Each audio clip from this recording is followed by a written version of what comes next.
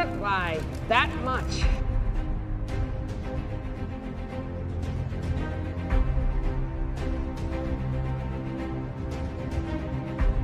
Hello there.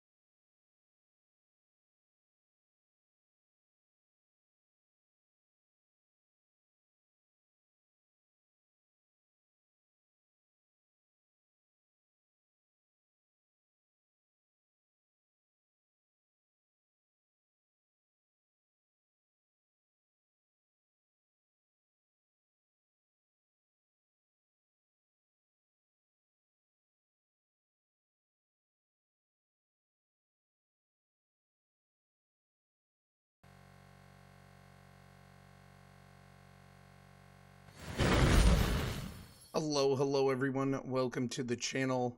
I'm Orin, and I'm not gonna lie, I didn't realize that the music had quit.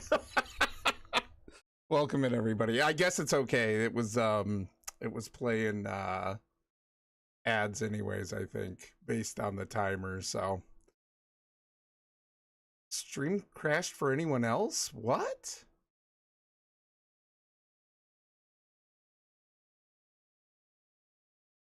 It crashed for you guys? I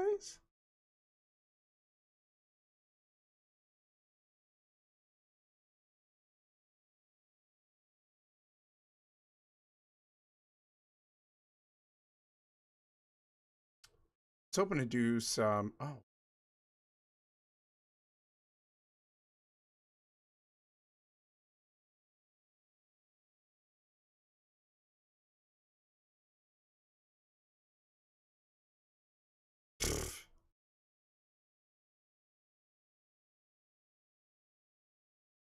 Well, my antivirus was apparently running. Hello there. Is it back to good? I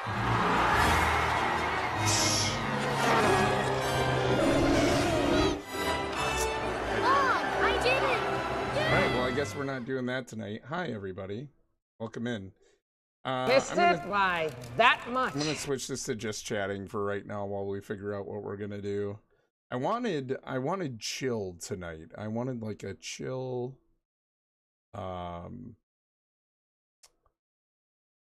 chill chatty stream. I didn't want to necessarily do a just chatting, but I also wanted to chat and play something not so tense.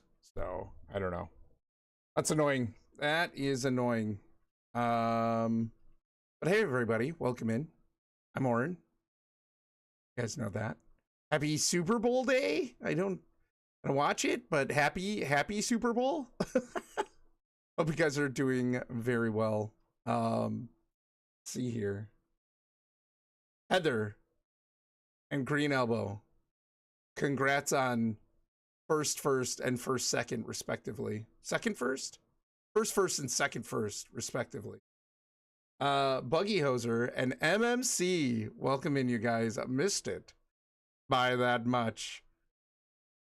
First, second. There you go. Anyway. What's going on, you guys? How are you? Ads are about to start. That's super annoying, but who cares? Is what it is. Mrs. Buggy said she had some amazing potato, broccoli, and cheddar soup and some homemade rolls for Super Bowl. That sounds delicious. That sounds fantastic, Mrs. Buggy. Hope you guys had a great one. Buggy, thank you for the 180 stream streak. That's nuts, Holmes. That's crazy. Thank you so much. Appreciate the support. I'm a little tired tonight, you guys. I'm a little tired. It's been a busy weekend. I have quite the week coming up. I reached for a drink and realized it is empty. That's sad. Heather, dang. Jeez. 275 stream streak. Heather, thank you so much. Heather, I hope you're feeling better. Been praying for you, Holmes. Hope you're doing all right. That's crazy. That's crazy. I know. I wonder what Kylaris would have been at, because I think Kylaris was at about 280 when her streak broke in the summer. So better, not 100%, but better. Good. I'm glad. I'm glad. Hopefully continuing trend to feeling back to normal. So sucks, buddy. Sorry to hear it. I can't do anything 275 times in a row. I mean, it's spread out a little bit, but yeah. Lufai said, I'm popping some popcorn for this one because you guys, we watched Tron Ares finally, and I have thoughts, and I would like to talk about it a little bit. So if you're uninterested or don't want spoilers, I completely understand. I don't know how much of a tangent I will go off on, but I will say I went in expecting to hate it. I'm only here for the Ares commentary. How dreamy Jared Leto is. I mean, maybe he's good looking, but have you read anything about stuff going on with that dude? I was like, what's the controversy with Jared Leto? I don't know. He's, rock star, actor, whatever. Yeah, 54 years old is like, he does not look it. Kylaris was like, what? But I like looked it up. I was like, what's all the controversy? Because, who knows? There's always controversy. There's always somebody has a problem with somebody else, whatever. You know what I mean? So like, what's the problem? And then I look it up and I'm like, yeah, okay, that's pretty weird. Like, that is pretty weird, but yeah. So anyway, yeah, I have commentary. I went into it figuring I would hate it, and it was more complicated than that. It was more complicated than that for sure. Yeah, that sucks that the stream wasn't holding up. I don't know what's going on with that.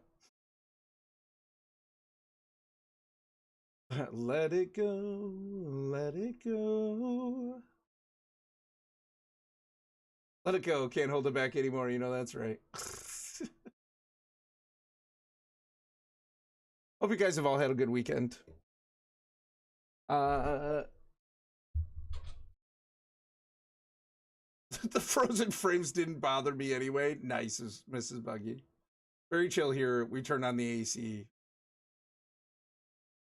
Chill here too. That's why I'm wearing this. He never wants to just chat. What's up, Elbow? Then he starts chatting and wonders why I tried to avoid it every time. I know. I guess I just, like,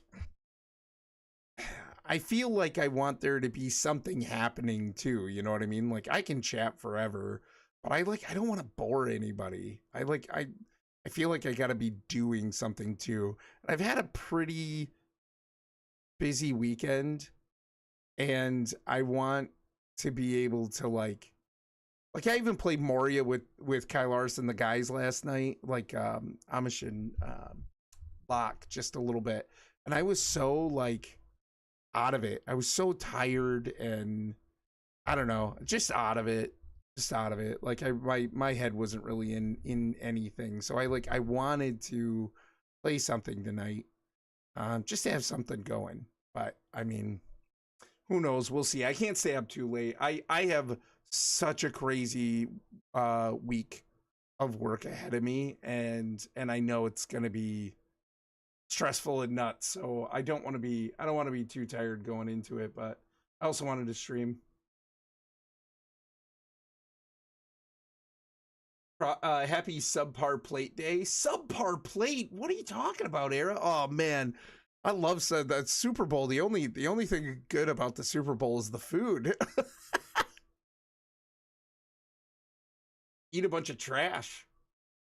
I might regret it later, but right now, delicious. Let's see here. Orin now. I'm a little tired. Orin in 45 minutes. Wow, hanging out in stream has energized me like it always does. Yet I always forget. Yeah, Elbow, stop calling me out, Holmes. While wearing a helmet. Oh my gosh, Era. Oh my gosh. Girl, I don't know. Yeah, 54. He's 54. That's nuts. And you're not. He's like 20 years younger than that. You're a lie. More like you a lie. Oh. Sorry, was finishing up that round of finals. No, you're fine. Thanks for the prayers. They've been appreciated. Absolutely, dude. Hey, don't diss the choices of the person who chose you. Yeah, right. Yeah. Super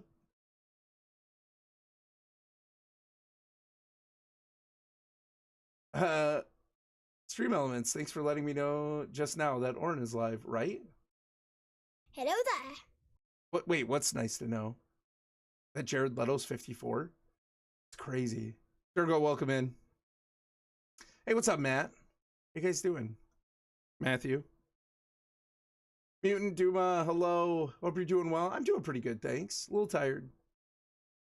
Been a busy weekend. It was a good weekend. I'm new here. You are not, Boar. Boar, your old hat, man. Welcome in, Boar. How are you? What's going on, you guys? Well, what am I going to play? I mean, like, I want something kind of chill that I can talk through. You're an old hat. I mean, hello there. You and me both. Our toddler got his first haircut. Oh yeah, Lou told me about that.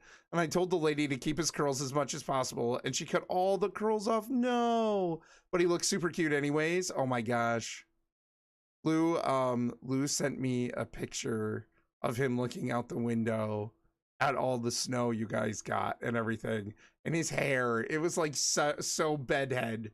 It was so cute. It was so cute. But that's really fun.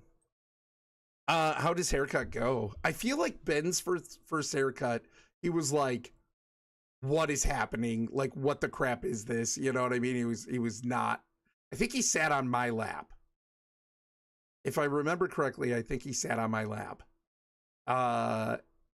I don't think he was having any of it, but now he loves haircuts. Uh-oh, rant incoming? Oh, because you saw the Ravenclaw. No, it's interesting. I hope so. You guys want me to hate it, don't you? Hey, what's up, Sloth? Thanks for looking in. Appreciate you. LG, hello, welcome in. Welcome in, welcome in. You got a haircut today too, Board? Nice. You guys, I got the chat relay working again. I figured it out. So Bor is chatting on YouTube as well. That's fun. Some of us read the titles. It's true. It's true. LG, how are you? Gotta see what's going on. Yeah. So I hold on. The baby sat on my lap and he was okay until the lady started tying his hair. So we put on a video of trains for him. It was a surprisingly long haircut. I mean, that's a lot of hair. It's a lot of hair. I'd send a picture of me looking out a window, but British winter rain is less impressive. I would still like it though, Elbow. You should. Because I also like rain. I don't think it's so much as want you to hate it. It is that we expect you to. Truth. I expected me to. I expected me to. Lufia's hair or boy's haircut was bedhead and so cute. I didn't see Lufia's. Lou didn't take a picture of himself. Lou's pretty clean cut. Lou's pretty clean cut. Their son's bedhead. It was adorable. As he got his first haircut. He's 2, right? So he's 2. He's got a decent amount of hair. Curly. It was pretty adorable. It was super cute. Don't care if you hate it or not, but the pre-watch hate had been flowing for some time. Yeah. Oh, I was not happy. And there's a lot of it I'm still not happy about, but I have very conflicting feelings. About it. It's interesting. I still am not 100% sure exactly how I feel about it. It's weird. Like me and Kylaris and the kids all kind of talked about it afterwards. We all kind of agreed that we didn't like it more than Legacy. But it wasn't terrible. I don't know. I feel really weird about it. I am kind of cute. Apparently cutest with the helmet on, according to your wife. I spent all the time since Ares came out going, ooh, Oren's gonna have opinions. I do have opinions. That is for sure. I have opinions. I have thoughts. Happy 6 years affiliate-ish. Yeah. Oh, you know what, Kylaris? It wasn't the 5th, was it? Was it February 5th that we got affiliate? And then our 9-year streamiversary is like in the 20s, maybe like February 23 or something. February 17? I don't know, somewhere in there. You're sure how you feel about it? Did you see it, Goose? Dang, yeah. And we have been affiliate for six years. 6 years, y'all. That's crazy. I think that the stuff in it that was good is the stuff they kept from the Tron 3 Ascension script. Yeah, I don't know what they kept or not, but so that makes sense since it was supposed to be a direct continuation of Legacy, right? Yeah. Watched it 2 weeks ago. Okay. Yep. That's cool. I'm not affiliated with this channel. Whatever. What do I just chat for a little bit or do I play something? What do I play? I could kind of, man, I don't want Fortnite to always be the answer, but I feel like I could kind of play Fortnite because it's not always action. Like I could chat between intensity. I feel like I don't want to try to load up Star Citizen again. Kyler said I could play Hightail without her. I don't know how much I want to. I could like mess around a little bit, but I don't know. We're all waiting for you to discuss the movie. You guys want to know that bad? I don't know these people, especially that feared one on the screen. Feared one. Oh man, Sith Lord. What's up, Jaws? How are you? Play an instrument? Gosh, I wish. My daughter So Kyle Ares is a multi-instrumentalist, and Emily, this is her 3rd year of viola, and I love listening to her practice. I love the strings. Absolutely love violin and viola and cello and bass. And yeah, just listening to her play is so much fun. I love listening to her practice. I love hearing the progression of her getting better. So every time she plays, like, you know, and I can, so I was doing the dishes with just before she started. I had headphones in, I was listening to my own music and everything, and then I heard her setting up, and I paused that, man. I paused it, and I'm like, you know what? I'm gonna listen to her because I enjoy it so much, and it's just so cool to hear her growing in that. It's so much fun. I love having musical instruments played in my house. Blast. Whoops, I forgot to make my bed today. Make your bed today? Can you build in something? I don't know. I don't know what I would build in. At this point, I don't think I can build in Tailspire likely, because, I mean, I could, maybe, but, like, I don't want to give away tower stuff. Because I'm to the point where we're getting into, like, themes and maybe some surprises, and I don't want to give it away. I at the very least want the first people to run through to be surprised. I sent you the after haircut picture on Discord. Yes, nice. Can't wait. After the first year, it must be nice to hear viola practice. You know, even at the beginning, I don't know. I love it so much. I love that Kyle Ares is a multi-instrumentalist. Ben plays piano. Ben is talking about playing violin. It doesn't bother me. Like, I know it bothers a lot of people, and I get it. But, like, when they first start and it's not very good, it doesn't bother me because I really, really enjoy the progression, like listening to the progression and, like, encouraging them, because, like, everybody starts at that point, right? Like, everybody starts from the beginning. And so, like, paying attention and giving her that attention and giving her, you know, encouragement and feedback and things like that, you know what I mean? Like, I think just helps her. And I just enjoy it. It doesn't have to sound awesome for me to enjoy it. So yeah, it never bothered me. It never bothered me. I was here for it. Have you stopped playing Blueprints? That's chill and chattable. It is, Zergo, but I'm playing it with the family. We're not streaming it. Maybe at some point Kyle Ares and I will stream it, but we're playing it with the family first. This is what's hard sometimes about picking games for streams, is I feel like some games I have, like, they're specific situations, you know? I accidentally forgot to mute an instrument in a call a few weeks ago. I still feel self-conscious about it. It's been weeks. What instrument was that? Blueprints is a great game. We've been having a lot of fun with it.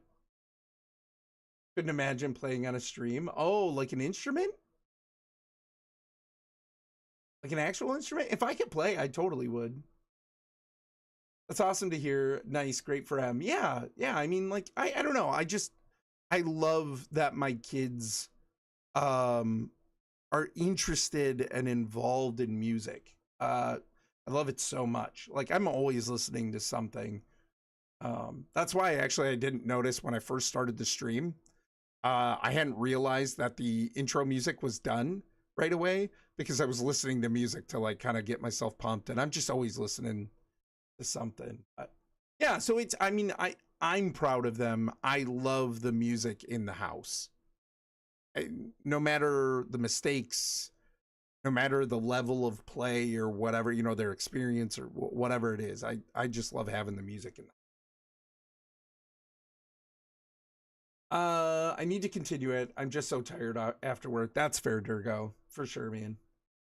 You play piano? Oh, LG, your dad's talked about that before for like your recitals and stuff, I think. That's cool. How long have you been playing piano? Completely understand, me too. I know. You guys, we gotta adult. Adulting and responsibilities come first, right? That sucks sometimes, but I play violin, but I forgot it completely now. I love the sound of it. The sound of it, though. It's one of my favorites, if not my favorite. Violin, viola. I love all the strings, really. That and the French horn. Kylars and I love the French horn. She has one. She knows how to play it like a little bit. She needs to practice more. She got the French horn a year or two before we had M, and she was learning it and getting better at it, and it was always so great to listen to her play that. And then we had M, and it was kind of like, she's tired. When does she have the time? Don't wake the baby. You know what I mean? Like, and so so it kind of fell off. But yeah. Love the French horn.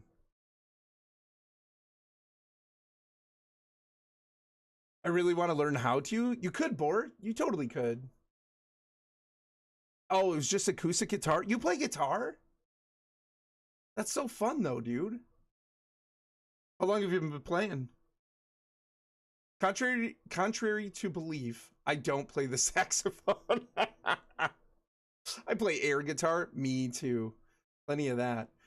I've been playing piano for about 8 to 9 years. Wow, that is awesome. That's so much fun. I'm assuming you really enjoy it then. Kylars plays piano as well. It blows my mind every time she's like, oh yeah, that's a cool song. And then she sits down at the piano and she kind of plucks a couple of keys and then just starts playing like I can't remember if it was Star Wars or it might have been Harry Potter, like the dun dun dun dun dun dun dun dun. You know what I mean? And so she just kind of like plucked at some keys and then just started playing. And I'm like, it just blows my mind. I played a little bit of guitar back when I was young. And I played the trumpet for about 6 months before my band director just pushed me over to the edge. And I was like, nope, I'm out. See ya. I didn't want to play the trumpet to begin with. So, but I guess I could have stuck with it and learned music and changed, but I didn't.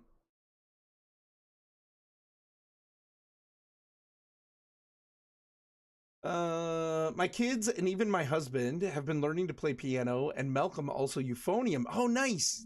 Isn't that's your specialty, isn't it?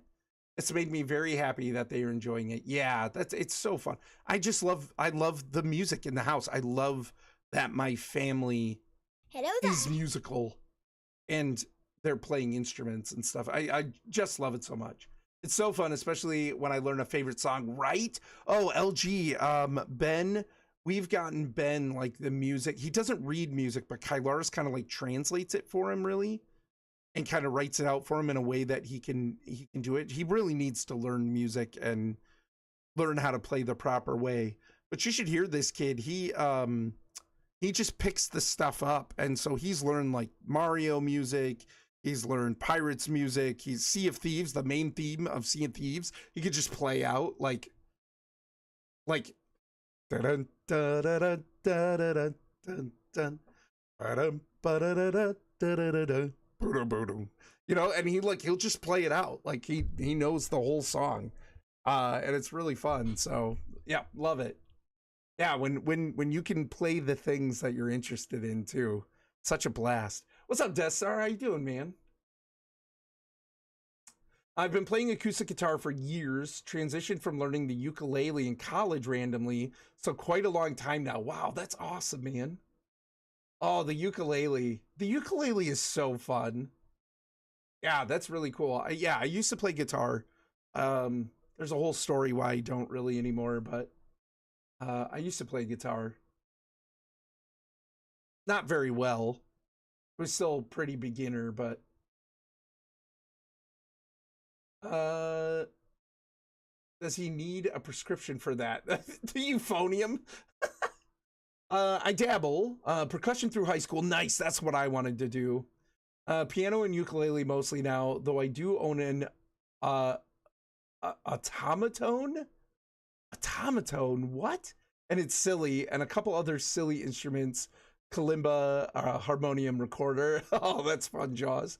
Jaws, that's awesome, man. I love that. For my grandpa's 87th birthday, my family hired a quartet to play classical music. It was phenomenal. That's really fun. I think it was Battlestar Galactica music I started playing once that blew your mind. Oh, yeah. Yeah. Oh, you guys, the soundtrack for Battlestar Galactica, the reimagined. So good. So good. Yeah, she just plucked, it was crazy. It was like earlier in our marriage. And she just sat down and just plucked a couple of keys and then just, you know, like, oh, I've got the song figured out. Play. And I'm like, what?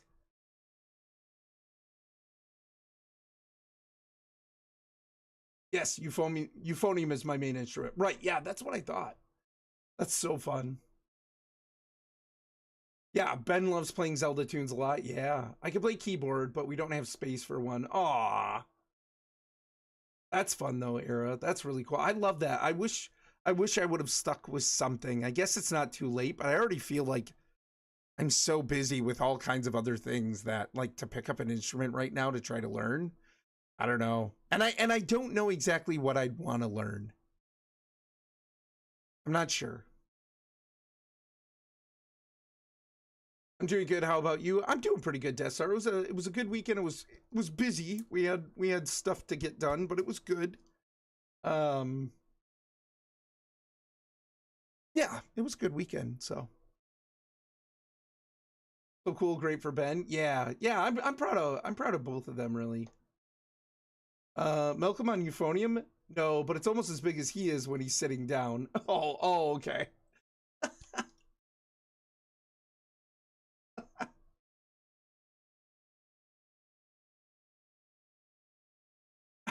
That's hilarious. That's huge.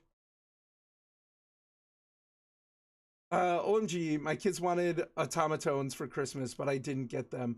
Oh, I know what that is now. That thing was ridiculous.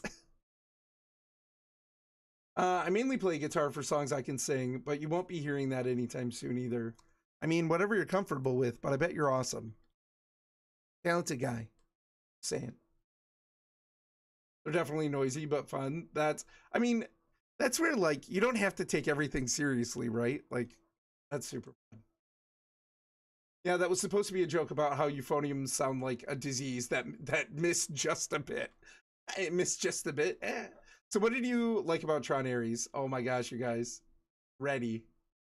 Right about Ares. This is the music stream now. Yeah, I just fought this cold thing I have. Dude, are you just getting over it? Stop eating that bottle, please. Oh, I need to get a drink. That's what it really is. I want a drink. It's empty. Oh, Oren, I bought a couple Star Wars books this weekend. Which ones? Which ones? That's cool. You can get cat toys that play a piano key each. It's cute. Aw. Open that bottle and blow inside it. Instrument acquired, right? Across the top. No, please quit nibbling the bottle. Why, is it giving you anxiety? Or are you being like, no, please quit nibbling it? Or lost his bottle. Pfft. Okay, are you guys ready? Oh, please keep. Please keep.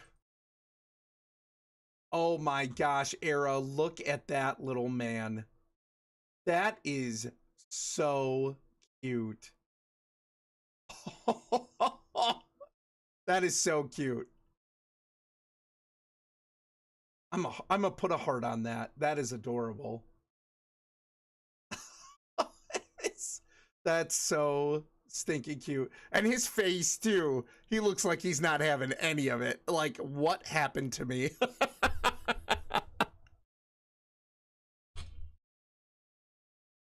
Well, Ares is basically a music video. Segue.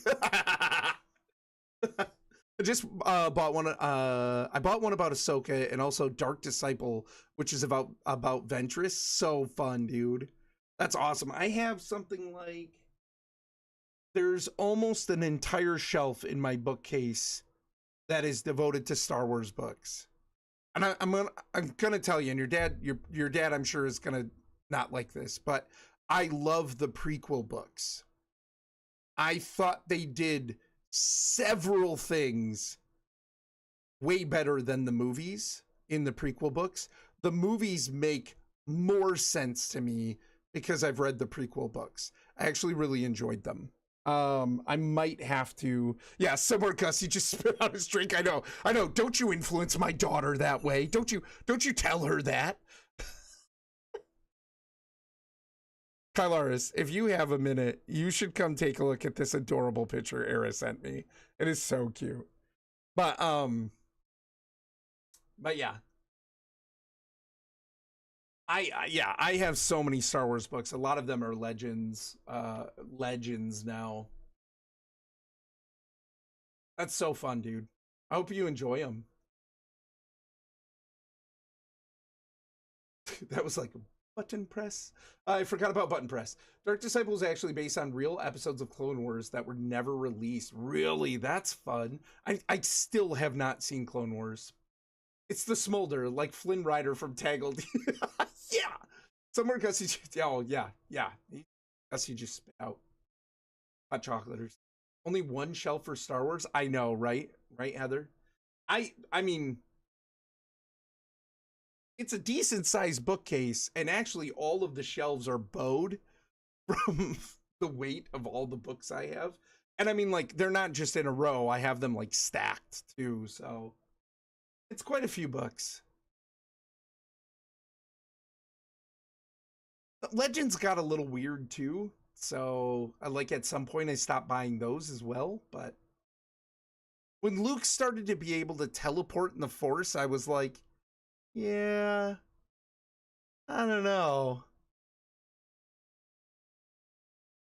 I'm in bed, show me tomorrow. Okay. She is well within her rights to establish her own opinions. Fortunately, they are the right ones. There's no implied pressure there at all. Oren, you need to see it. It takes time, but it's worth it. Yeah, I mean, like, I've been waiting to kind of watch it with my kids, and I've been waiting until they've been interested. And I think part of the problem is, like, Emily especially, Ben loves Star Wars. Emily gets into these modes every so often where she's really into Star Wars. I keep trying to convince her to watch them, but she, I think she was ruined by, we watched the original like Clone Wars miniseries, and it was not good. It was not good. And I think she's afraid the rest of it is going to be like that. I keep trying to reassure her that it's not, and we should give it a try. And I just haven't gotten her on board yet. So I don't know. I don't think I'm going to watch it on my own. I think I'm going to have to wait for my family, but someday. I've had a downtime since Christmas. I need to stream again. Thinking of button press. Oh, yeah. That's rough, man. I'm sorry. Yeah, super fun. This helps. Also, Rebels. I haven't seen anything about that. Your books are in a row, but are your ducks? Never. I sometimes put it on in the background when doing other stuff. Oh, Clone Wars. Yeah. Em also doesn't love animated that much compared to live action, no matter how good it is. Yeah, that's fair. That's fair. She doesn't like it as much. So anyway, okay. Suck Ares. Should I be playing something or should we just chat? What do you guys think? Should I pull up a chill game or something? Just chat? Just chat. Chat. Okay. All right. Oh, okay. And Boar playing the fence. It's your stream, Oren. You do what you want. Just be sitting in one spot. I don't know. I have a bad feeling about this. It's not going to be that bad. Oh just chat. You indecisive beard man, you. Oh my gosh. What's up, Mitch? How's it going, man? Thank you so much for those bits. Really appreciate it. Mitch, I hope you're doing well. How's the fam, man? What's going on, buddy? So yeah. We're good? Oh, that's so good to hear, man. It's good to see ya. Life is wild. Always is, right? Crazy, man. And I think I almost cheered one bit just to be on the leaderboard. And Mitch was like, I see that. Up you. So yeah, so I finally suggested we watch Ares last night.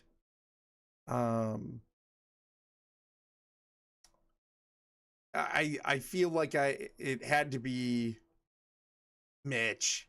You don't have to do that, Mitch. It is appreciated, but you don't have to do that. Mitch, it's good to see you, man. I am the leader.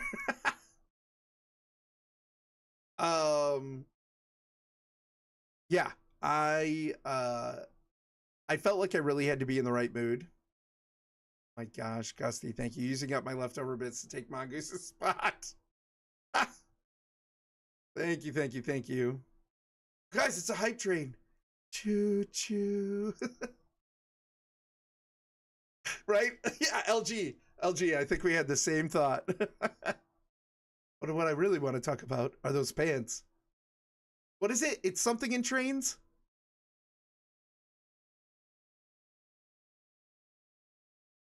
It's Bree Wildlife. Thank you so much for the follow. Really appreciate it.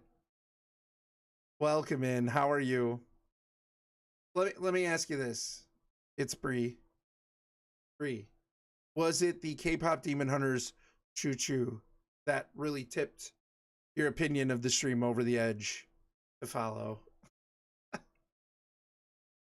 Yeah, teddy bears and choo-choo trains. Choo-choo. Still on the podium. Just because you guys stop it.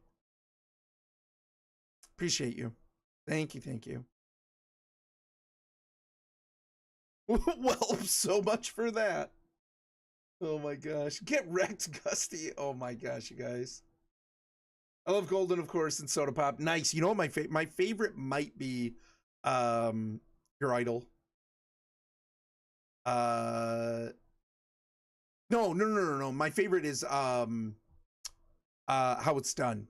My favorite is How It's Done, and then Your Idol.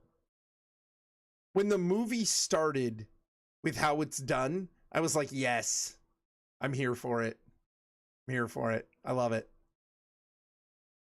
Well, welcome in. Yeah, for sure. Oh, it was a great way. Great way to set the tone. Great way to start the movie. So good. Every song slaps. It really does, as the kids say. I came over here because I saw an ad for Subnautica 2 and thought of you. Aw, nice. Oh, I miss Subnautica. Hopefully Subnautica 1 still happens. I'll watch it one day, maybe. Here's the deal with K-pop Demon Hunters, Goose. The story is kind of, I don't want to say shallow, but like not bad. It's not super deep surface level, but it's not a bad story. The music is incredible. I really like the art style. Like, it's got a lot going for it. It's got fun characters and everything too. Yeah, I liked it. Best movie ever? No. But watching it with the kids and everything, I really, we all enjoyed it. Yeah. So Ares. Wait. Oh yeah. Are they still making that? Subnautica 2? Yes. I believe they are still making it. It is just in a really weird place. Story. Cute guys are evil. Don't be a drink. Don't be a drink? Don't be a tall glass of water there, Ares. What happened to Tron? Now K-pop movie? I mean, yeah. Yeah. Ads are starting in 50 seconds. Do I continue? Should I wait for the ads to be done? I don't know. Don't be a soda pop, Orin. That's what Era meant. Oh, don't be a drink like soda pop. Way to read that wrong. I sure did. I sure did. Whew, right over my head. But anyway, so yeah, I felt like with Tron Ares, I really needed to be in the right mindset. And we almost watched it a couple times the last few weekends, and I couldn't really bring myself to do it because I just figured I'd be really upset. And so even going into it yesterday, I thought, you know what, for my kids' sake, I am going to try to keep my mouth shut and just watch the movie. And I think for the most part, I succeeded. Which was cool too, because then I could really get, I know, right, Gusty? I'm not that chatty watching movies, unless we've seen them like 100 times or whatever, but I figured I was going to be really upset. And if I'm really upset, that's when I have a hard time keeping my mouth shut. Aries, I see what you did. Yeah, a Herculean task. The brain cell Kai Larson, I sure has your back. That sounds gross. We'll wash it off. Oh my gosh. But anyway, yeah, I just decided no matter how much I disliked it, I was going to keep my mouth shut. I wanted to hear what my kids thought, and like Kai Lars too, just what they thought about it. Without me influencing it anymore, you know, and just giving them an opportunity to kind of have their own thoughts and opinions. And I wanted to hear that. But I absolutely went into it expecting to hate it and be really, really upset. And so I was very shocked in a way, like that I walked away from it not hating it, seeing what they were doing with it, kind of understand, like here's the deal, like broad thoughts, big top tier thoughts about it. I see what they were doing, and in some ways some of the stuff was really intelligent. I didn't expect it. I don't think preemptively, if I had known preemptively, I don't think I would have wanted it. But considering this is what we got, and considering like, okay, like now that I've watched it, I can see why they went where they went. I see what they're trying to do. I understand it. I don't think it's totally stupid. I think it's a bit risky. I think it's a bit tenuous for future. How do I say this? I'm worried about where they might take it if they ever do any future content, because it hasn't really done very well as far as I've heard. But I see what they're trying to do. I cannot shake the fact that I'm upset with it for several reasons, and we can dive into that in a second. I can't shake the fact that I'm upset about a few things, but there was definitely some interesting, thought-provoking things, and like I said, I feel like I really understood what they were trying to do. I didn't even intend that. That's a shame. Choo choo. This is much better than the emote I got on a previous train here. Spill the tea. Heather's like, tell me about Ares. Here's the spill the tea. That's amazing. Okay, so here's the deal. Are spoilers okay in chat? You seem to be trying to avoid too much, so I didn't want to message any. Does anybody care about spoilers for this? For Tron Ares? Does anybody care? Because I was going to get into... I tend to start with a broader overview and then dive deeper. I was absolutely going to talk about what I recognized they were trying to do. And what I thought they did do. And how I felt about all those things specifically. Everybody's saying no, they don't care. Nice. You want to watch it, Bor? Yeah, I think it was worth a watch. Hey, what's up, Jesse? I cannot teth overhears on the tubes of you. I cannotteth overhears on the tubes of you.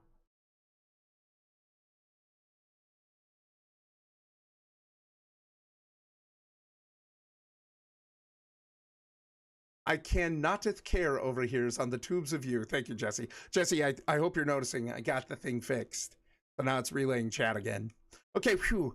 I couldn't believe he only kept his helmet on for half the movie. Era, probably. Yeah. Let's see here. Quick survey about what... Do you care about spoilers for Tron Ares? Quick spoiler. Thanks, Goose. Goose, that's a good idea. I don't care if you spoil it. Jesse, what's going on with you? How you doing, buddy? It's good to see you. Go take that poll. Go take that poll. Let us know. 5 people have taken it. Click things. It's almost over. It's done. Nobody cares. Six people. No, spill away. The tea will be spilled. Goose, did you get that emote in the poll? So in conclusion, every movie Jared Leto gets into is kind of meh.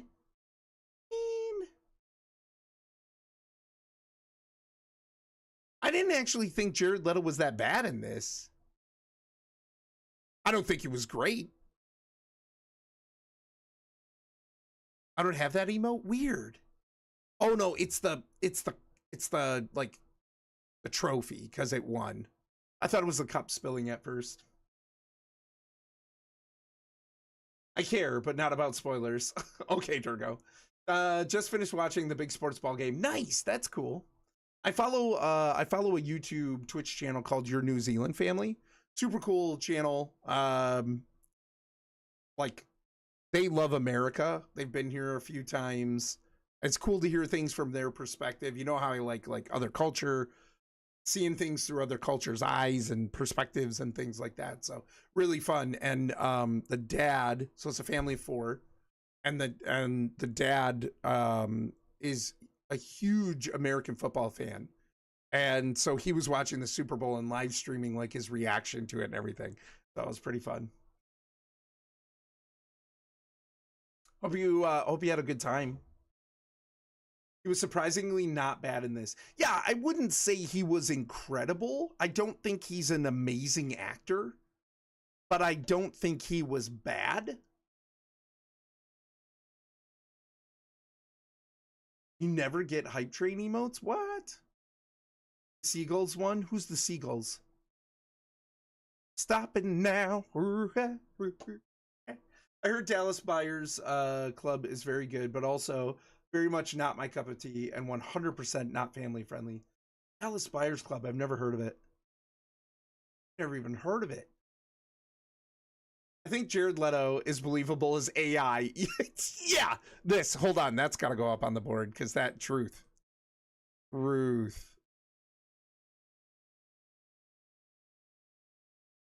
Why is my...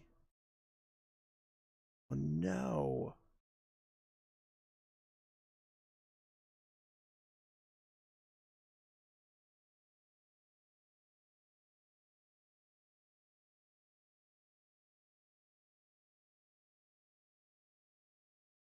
shoot.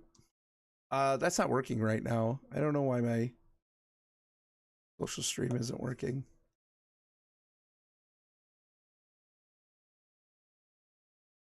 It's weird. Should be.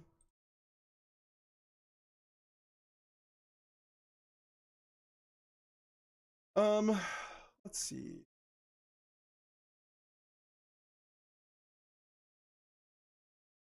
Seahawks' real name in my heart. The Seagulls. I believe it won an Oscar for DBC a few years ago. He kind of did play a robot well, right? Orin doesn't know about pop culture, just K-pop culture. That's not true. X out. Jared Leto, one of the weakest Jokers. That's what I've heard. Nah, we're gonna keep it Hex out. Oh, hi. What are you doing? Ah! Ah! Hold on! Look at baby picture! Hold on! Hold on! Hello there. Look at this little boy. She did not look. She ran away. She ran away.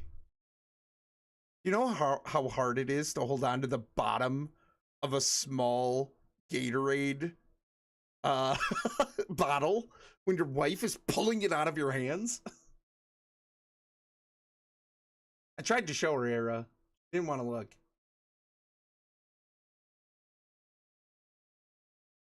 Hey, what's up, Emmys? How are ya? How are y'all? Doing good, man.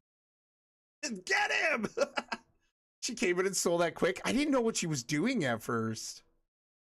When you're annoyed by something at a stream and have the ability to change it. Yeah, for sure. Can you imagine how much easier to hold on to that bottle if your thumb worked better? That was the good thumb. That was the good thumb. This is the bad one. I wasn't holding on to it with that one. I don't have a crying emote. I know, right? What a punk. I know. You tell her. You tell her. What a punk. Anyway. So let's dive into it. Jesse, what did you send me on the... Oh, it's an emote on YouTube. I don't understand why that didn't go through. Apparently it can't. I can see it in a different chat window. Awesome. Looky. Oh no, that's me. So I'll start out with you're welcome. When you're annoyed by something on a stream and have the ability to change it, you're welcome. So here's the deal. First of all, I'll start out with what I'm not happy with. I am, I think, rightfully upset, and I think most people are who are Tron fans, that we didn't get a continuation of Sam and Cora's story. Ares felt very side story, and that sucks because the original plan for Ares, as far as I understand it, is that Ares was the antagonist of Tron 3, Tron Ascension, that was going to have Sam and Cora and Bruce Boxleitner back as Alan and maybe Tron and whatever, right? And so I'm annoyed that we didn't get that. We should have gotten that instead of this side story. I didn't have contacts or glasses and couldn't see it anyway. I will see it later, I promise. Okay. She didn't want to look. I don't have contacts or... Oh, no. Okay, no. That's her saying that.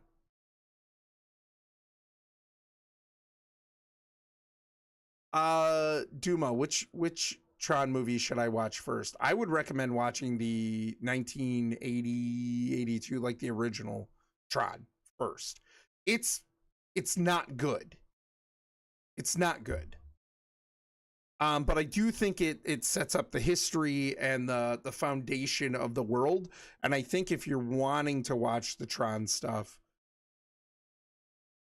it's good just to start at the beginning and then watch Legacy and then watch Ares. So like in release order. So I definitely think it is worth a watch. You just have to be prepared that it is early 1980s pioneering CGI. And it's 1980s acting, and I have some nostalgia with it, I guess, because I would see it on like TBS and stuff like that as a kid. For anybody not from the States, TBS is like a TV channel that would air, especially on the weekends, they would air movies. So it could be Star Wars, it could be Indiana Jones, it could be Back to the Future, it could be Tron. I feel like was on there kind of often. So like on the weekends especially, they would air movies or movie series and things like that. Me and my brother watched the James Bond movies on TBS a lot. Yeah, they would just play movies. And so I would see parts of Tron on TBS. It wasn't until I was older, I think, that I like watched it one time like the whole way through, because otherwise I just caught parts. But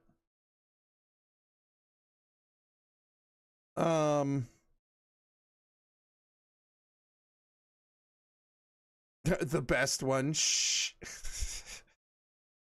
The best one, Ares. What? He's annoyed. Okay, music. Yeah, would you rather they continue the character stories badly or not include the characters at all? Like, why would it have to be badly? Or are you just hypothesizing? Like, are you saying if they did the third one the way they had originally intended, that it would have been bad? Or are you just saying, like, hypothetically, which would you rather pick? The 80s one looks cool. Does it? I mean, I think it has its own like style and stuff, its own flair, but I mean, like, if you're comparing it, a lot of people compare it to today, right? So if you go in with the right expectations and everything, but the thing about Tron in general is I feel like the draw for Tron, I think, is the possibilities, what it could be, a little bit more than what it actually is. And I love it. I'm a big Legacy fan. Love it. So many great things about it. But I feel like it's always just a little bit, if objectively, I feel like it's always just a little bit lacking. And they could have just done a little bit better of a job with like story, primarily story. But I'm still a really big fan. I've heard that the beginning is a very good place to start. You know, that's right, Julie Andrews. That's a good question. I once read a book series 2, then 3, then 1 because I didn't know about the first one. Oh my gosh, that would actually drive me nuts.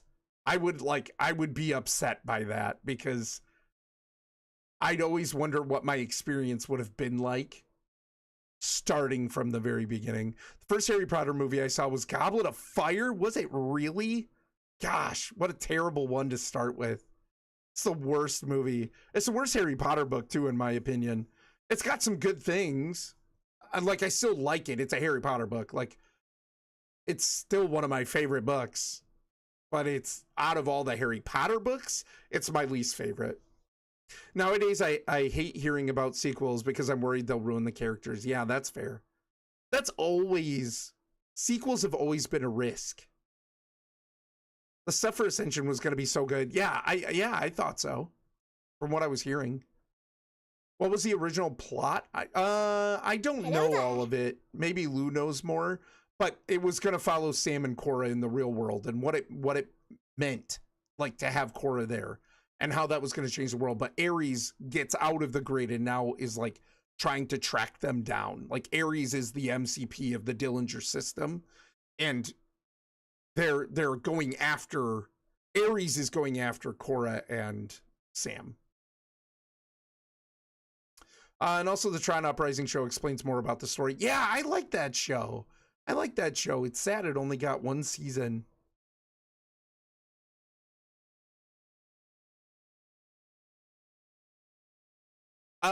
Lou, if you want to like send that in Discord or even like a direct message or something, but you could drop it in Discord if you wanted, or Goose, like in the common room. Yeah, dude. What I liked Goblet of Fire. Yeah. I'm not saying it's. I'm saying compared to the rest of the Harry Potter stuff, Goblet of Fire is bottom of my list. That doesn't mean I don't like it. I do like it. I just think comparatively, it's my least favorite. The first book was actually terrible, so I wouldn't have read the others otherwise. Well, then you dodged one. Prisoner of Azkaban is the best. That is a lot of people's opinions, and the reveal is really good at the end. Like the ending of Prisoner of Azkaban is amazing. It really is so good. My favorite is Half-Blood Prince, followed by Sorcerer's or Philosopher's Stone, whichever way you want to call it. I loved Goblet of Fire. Yeah, high fives, Emmys. Nice. Goblet is your favorite? Really? Google Ascension on the Disney Wiki. Okay. Sam is going into the grid and rescue Tron. That's right. Wasn't it gonna like start with him going and rescuing Tron? Ares was meant to be the villain who gets redeemed. Yep. Who's drawing so he's not paying a lot of attention. His ears pick up for Tron. I gotta get back to it. I'd actually put the book and movie in my top 3 of the series. Nice. Okay, yeah, that's cool. I mean, again, I'm not saying I don't like it. It's a book in my favorite series of all time. Like, I still love Goblet of Fire. Don't get me wrong. It's just my personal tastes. It's at the bottom of my list compared to the other Harry Potter book. But I'd pick Goblet of Fire over almost any other book. You know what I mean? Like, because I love Harry Potter. Goblet of Fire makes Oren want to spew. If you know, you know. Yeah. Nice. Yeah. The director is one of the best, but they didn't let him direct the rest because he likes to take his time. That's sad. This just in, Oren doesn't put time travel at the bottom of his list. You know, here's the deal. I've said, I know you're trolling me, but I'm going to be serious about it because you know me. If you're going to do time travel, I'm okay. I'm most okay. Goose, I saw those eyes. I'm most okay with the way she did it in Prisoner of Azkaban.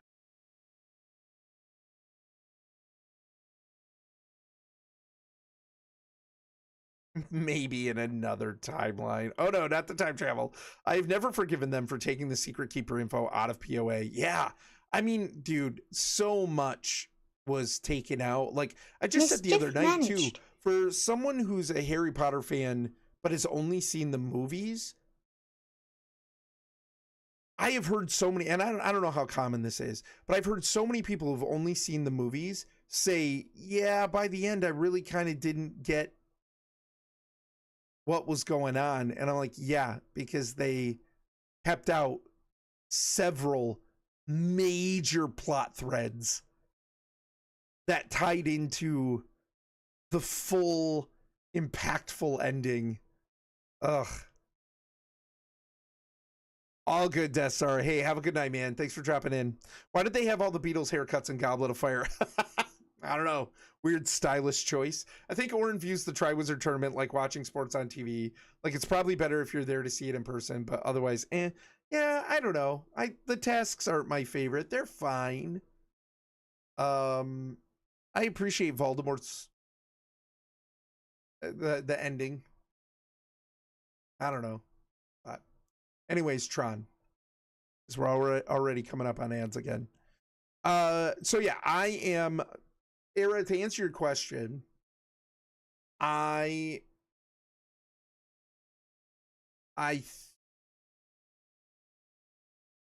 think I would rather them not tell, like, I think I'd rather them tell a side story than ruin the main character. Because at least with a side story, we have the potential to go back to the main plot thread, right? To the main story. So there's the potential still there. The characters don't feel ruined. It doesn't feel like, okay, well, this is what we got. It's canon. It's kind of cemented in, whatever. So I think overall, I would be more okay. But yeah, I don't know. I'm upset that we did not get the Tron movie we wanted. That is still disappointing to me. I'm still not happy about it. No matter how I feel about Ares, it will always be at least slightly tainted by the fact that so far we have not gotten a continuation of Tron and Sam and Korra's story. And that bothers me. I'm not a fan of that. True fact, the ending of Goblet of Fire makes me way sadder than the ending of Half-Blood Prince. Yeah, that's fair. Goose, yes. Yeah. I would agree with that.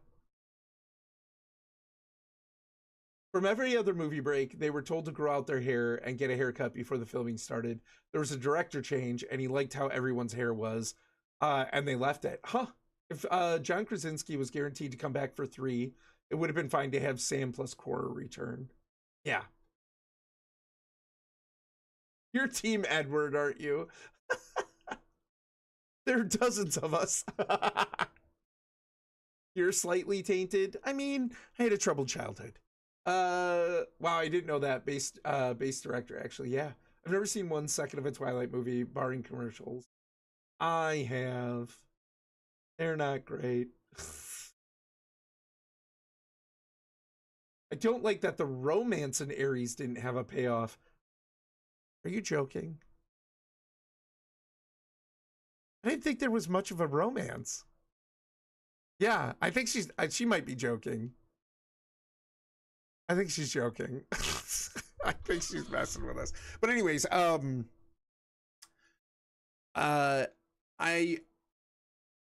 really didn't like how basically what was probably intended for Sam. And this is the thing, Garrett Hedlund has said he will return.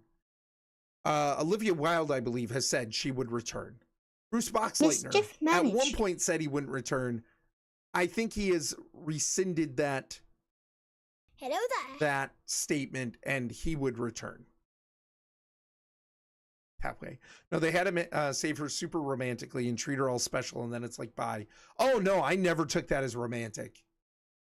I don't think the guy's there yet to be any kind of romantic. In fact, I felt like their friendship even was a little artificially rushed. I intend to. Hey, what's up, Nixa? How are you? Nixa, what's going on, buddy? Panda, hello.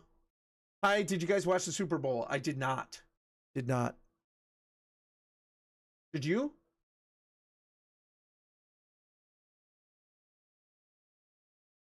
Romance requires the lead actor can emote emotions. Yeah. Yeah, no, I never took any of that as romantic. Romantic build up. Hello there. Seahawks won 29-13. Nice. That's cool. Who are you rooting for? Maybe not so nice if you were rooting for the other team. I don't even know who the other team is. I watched the British Super Bowl. Wah, wah. Era's like, now kiss, and then put your helmet back on. Yeah. Actually love the no emotional character being the love interest. I thought it was all platonic. I did not get any kind of romantic vibe at all. In fact, I was kind of worried that they were going to try and force that even because their friendship, that was another thing I didn't like. Exactly. Doing good? Awesome. Glad to hear it. Seahawks, go Hawks. Nice, Panda. Epic. Well, I'm glad your team won. What's up, Peripherus? How are you doing, man? Is this soup bowl? Does that count? Yes. What kind of soup did you have? Or did you just have a soup bowl with something else? When will Canada win a sports game? I don't know, Duma. Duma, are you in Canada? He can barely feel rain. Take it easy. I know. Yeah, right. He can barely feel rain, let alone love. I haven't watched a football match in my life. Really, Bore? Like an American football game? I have. I like being there. I don't really like. I can sit and watch it, but and not even on the motorcycle together. No, no, nope. No romantic vibes. No romantic. Listen, Era, hold on. Era, a man and a woman can ride on a motorcycle or on a jet ski together and it not be romantic, especially when that man and woman are fleeing for their lives. Okay? Like, Era's just like, I ship everything. These people touched pinkies on accident. They're getting married. You're Canadian? Epic. Nice. We're in Michigan in the States, and Lufai always gives us grief that we're actually Canadians. Not really grief, but like, you know, we're close enough. Okay, can we talk about the ending? He just walks away, then suddenly he's paying for coffee in Mexico and driving off on a motorcycle. Where did the money come from? Thievery. Theft. I love that on Twitch I can find all the non-sports people. You know, yeah, right, Nixa? You know, Goose, it makes me wonder if he almost had access to being the master control of the Dillinger system, if he had access to Dillinger funds. And it's possible that in the lead up to all of this, he siphoned some off. And then maybe at one point he pays with a bank account, but then ends up getting physical currency. You know what I mean? Because, I mean, at some point assets would be seized maybe, but if he had already like put some away somewhere, I mean, he's supposed to be the super advanced AI and he's starting to like go against his directive, but that's what I'm saying. I think maybe he did that before. He was already questioning before he kind of went rogue fully. You know what I mean? So it's a possibility he was able to tap into funds and set them aside early. Or maybe he just did some odd jobs around. You know what I mean? He could have just done some odd jobs around. I don't know. Like, that's the thing. Does he even need to eat and drink? Like, I kind of think so, actually, based on what I'm going to talk about in a little bit.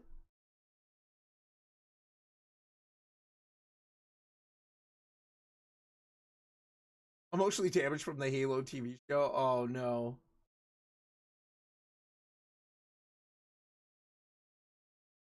Was that Mexico? I really wanted it to be Greece. I know, right? Right? Oh, you're Greek, huh?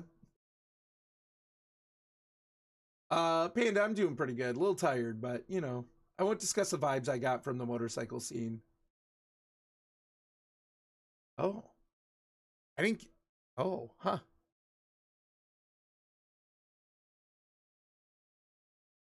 I understood exactly none of that. Oh, they were like lying on each other. Yeah, I still didn't really. I took that as like them trying to be funny in a awkward. I didn't really. I got no romantic vibes. I got no romantic vibes at all. I'm gonna be straight with you. I like no romantic vibes. I didn't get any of that. Like I said, I was even worried they were going to try and force it. And all I felt like was their friendship felt too quick, too forced. But I mean, I guess like they have to rely on each other very quickly, and they do feel like they've earned trust. I kind of even like the whole like honesty, like, can I trust you? I would like to say yes, but probably not. You know what I mean? Like, I kind of like that, but yeah, like it's almost kind of like they due to extreme circumstances had to develop a level of trust with each other and then both followed through. And so like that in a way kind of kindles a friendship there, but like I felt like, you know, like, oh, suddenly he's calling her his friend And was that earned? I don't know. And not earned like just within world, but like even from a story perspective, you want to feel like within the narrative that was earned through actions, through dialogue, through experience and time, and you know what I mean. And I just didn't. I felt like it was too fast. But you know what? People throw around, I love you. I love you. Like, you know, how many times on Twitch does somebody say, you know, love you guys and everything? We just throw it around. You know what I mean? Like people throw around love you all the time. And it's like, well,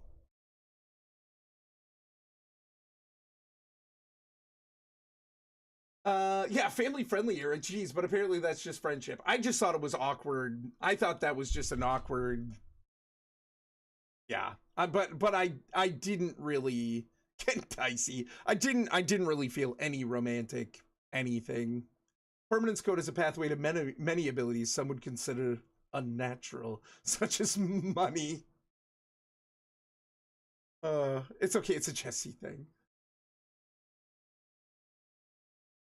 That might be the most clever thing you've ever said. I can't buy that. Yeah, no, I know. Like, I mean, honestly, who knows how much time has passed? Or maybe he said so many months. He could have just done odd jobs around. You know what I mean? I don't think it's completely unbelievable that somehow he got some money for a coffee.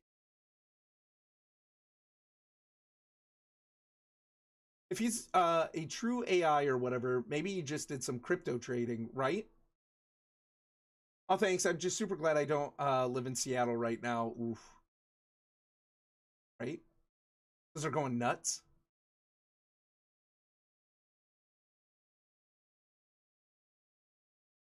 That too, is he even living? Yes, I do think so. And I'll get to why. I love Michigan. We used to travel there all the time, but I haven't been to America in a while. Nice. Yeah.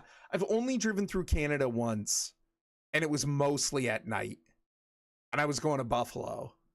So I was in Canada for, I don't know how many hours, but I was just driving through. Kylars has been to Canada a bunch. That friendship was too quick, but they did save each other's lives. But what about the other guy who was on the mountain with her? I was ready to punch him in the face by his second line. Yeah, he was super annoying. I didn't like him. I felt like he was completely out of, her personal assistant. I felt like he was just there to be kind of comedic relief, and he wasn't really that funny. Oh, that wasn't earned. It was read online. He knew everything about her. Yeah, but that doesn't equal friendship. Knowing something about somebody can equal stalker.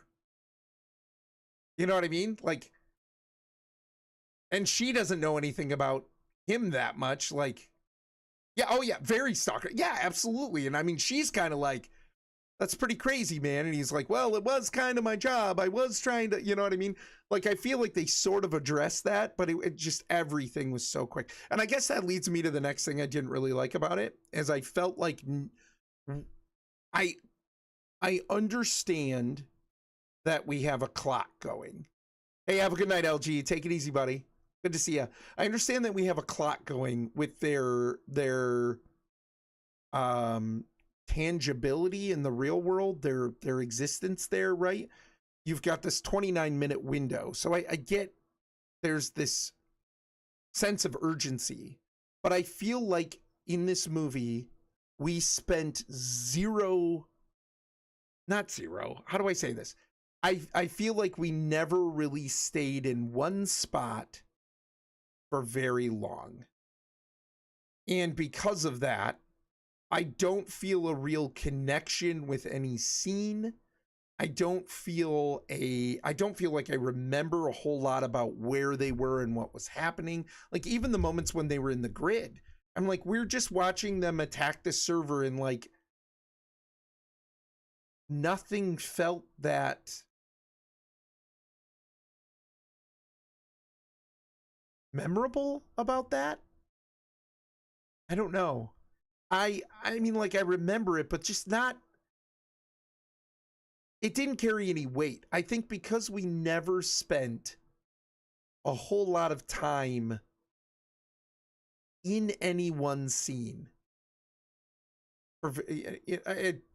it just did not carry the same weight that I think they wanted. It was all just way too fast.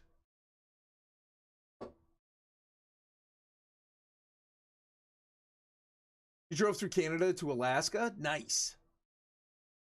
We'll go back to Canada just to get Tim Hortons. We have Tim Hortons here in Michigan. Those Timbits, man. Yeah, we do have Tim Hortons. Yeah, the coffee's just okay. It felt like Tron Fast and Furious. Yeah, it did. It did. Also, I was very sad he didn't bring Cal Kestis into the real world with him after he went rogue. That would have been fun. The fact that, what's his name? Monahan. What's his first name? Crap. Somebody's going to remember. Dominic Monahan. The fact that he had all of, like, Cameron. Oh, my gosh. Cameron. Yeah, Cameron. Right, Cameron, not Dominic. Don't lead me down the wrong road, Turgo. Not James. The fact that Cameron Monaghan had all of 2 seconds on the screen, I'm like, why in the world did you need Cameron in this at all? At all. He didn't need to be there. We did not establish a stronger connection emotionally to his character and that character's tragedy with it being Cameron. You know, and that's the thing too. I felt like almost none of the other characters really mattered that much. Yeah, it just very little connection. I felt like at least in Legacy, there was intrigue with even, what's her name? The Siren, Jem. We don't know a lot about her. She doesn't do a whole lot, but I felt like I got more of her personality and could almost sympathize more with her role in all of that than I could to almost anyone in Ares. And she was a minor character. So like, and not that Tron Legacy always has the best story, well done story either, but like, I don't know, it was just all so fast. The beats in this movie were just way too quick. I felt like nothing really got established for the long term.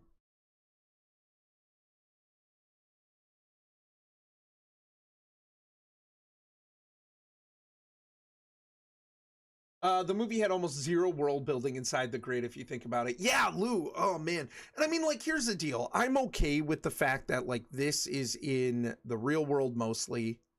I'm okay with that.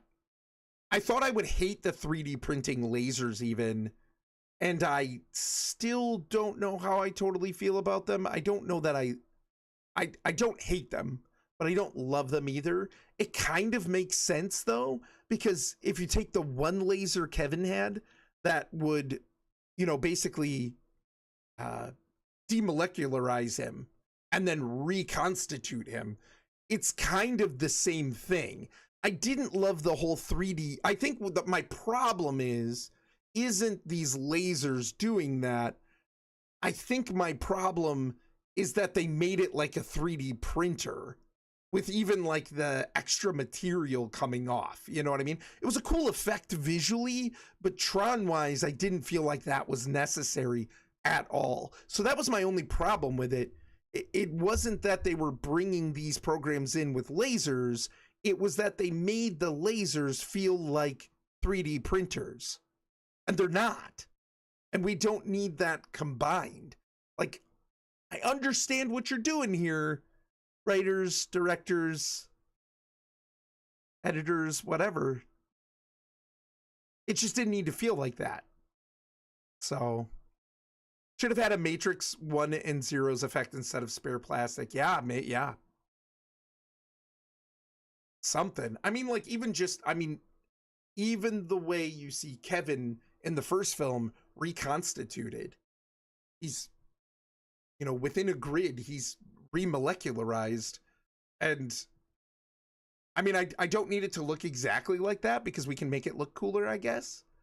and technology keeps advancing. So that's one of the things with the Tron universe that kind of works in its favor movie wise, is tech keeps advancing, so the grid keeps advancing, and and tech in the real world advancing makes whatever you're doing look that much better in the real world and in the digital world. So like they have that going for them. I didn't think they needed extra. I mean, nobody's going with like, some sandpaper to scrape off the, the extra material and everything. Like, it just, I don't know. It didn't need to happen. It didn't need to happen. It was for reveals, and it was to make it look like 3D printing, to correlate that to people's brains, because people 3D print now. So I wasn't a huge fan of that. Totally okay with the lasers. Totally okay with what they were doing. But let's see here. Felt very commercial.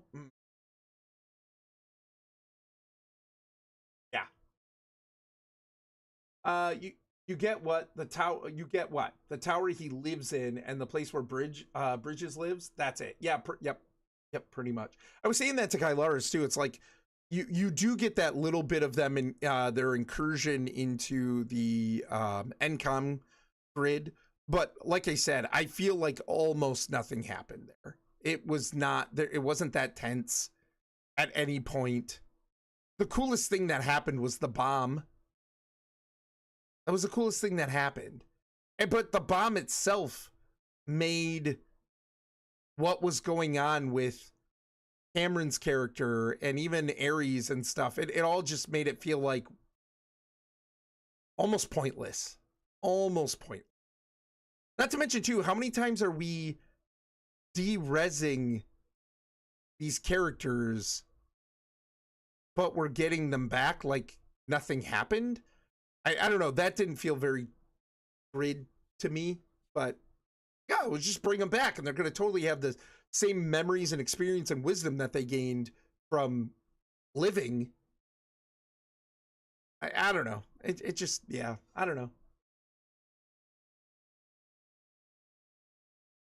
It was almost the sense that nothing had permanence. Yeah. Just remember that the lasers only ever digitize physical things in the real world, not the other way around till Ares. No, Korra.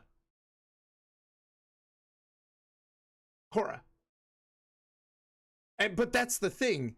They're not bringing, when you get digitized into the grid, your molecules are not going there. Your molecules are stored in the laser. And then that's used as a blueprint to create what your body in the digital world using code, right? And when you're brought out, it's drawing upon the stored molecules from when you went in. And from what I gathered from Ares, because there was one line where I think the computer, at the very first time that they're bringing them into the real world, that they're 3D printing them, where they say like loading materials or something like that. So they're drawing molecules in to create their bodies. They are using matter, probably carbon, right? That's being loaded into this as raw material to create them, using their digitized form as the blueprint, right? And so it is physical matter. It's still matter from our own world. They're not pulling code and making it matter. So talk about the keeping their consciousness when they expire in the real world. Yeah. Oh, yeah. Yep. Yeah, except people. I was playing The Matrix online today, but nobody was in the servers. Oh, that's sad, Duma. Wow, that brings me back. Whereas the servers are still up? That blows my mind. I like what you said yesterday about the difference between the landscape of the Dillinger server versus the NCOM one. I don't remember what I said. I don't remember what I said. It shut down in 2009, but fans brought it back with an emulator. Some parts don't work. Oh, that stinks. No, not John Dillinger. So my thoughts, weak story, weak acting. Agent Scully was the only sane person in the whole film. Music was okay. Special effects were phenomenal. They're desperately trying to turn it into a franchise, and I don't think that's going to pay off for them. Not the way they're going. Yeah, preparing shaders. If it's basically destroying you, to store your data and digitize you, if that's exact copy of you in your memories, is it really you? Yes, because there is one of the things that I like about Tron is there's a level of mystical to it. There's a level of spiritual to it, because what the creators have said is that every program has a soul, because the people who created them, the users that created them, have souls, and so they're constructed in a different way. They have prime directives and things like that, right? They're coded a certain way, but they do have a soul, and so yes, I do think it's still you. I do think it's still you. And I think for Kevin, even going in the first time, I think his consciousness and arguably then his soul was transferred to his digital form. He was just occupying a form that was native to that dimension, right? It is a dimension, essentially. And then when he goes back, he's reconstituted and all of his experiences and everything. So yes, I do think it was him. Like the red Dillinger grid is all rough, sharp terrain, like jagged. Everything is harsh and there is poor quality of life for the programs. The NCOM grid is much more orderly and peaceful. Yeah, absolutely. Yeah. So I was saying how like, everybody was, people were kind of up in arms about like Ares's disc, how it was a triangle. And I was like, that does kind of fit though, because like the Dillingers aren't really concerned with any kind of harmony and peace and whatever, and the way that they're using all of this is definitely more hostile. And so when you have these Dillingers creating their own servers, and again, pouring kind of their soul and their essence into it, you see the outcome there, and everything is much more angular, much sharper edges, things like that, and it's immediately hostile. It's like the idea of even like, say you have a coffee table in your living room, one with rounded corners and one with angled corners, 90 degree. I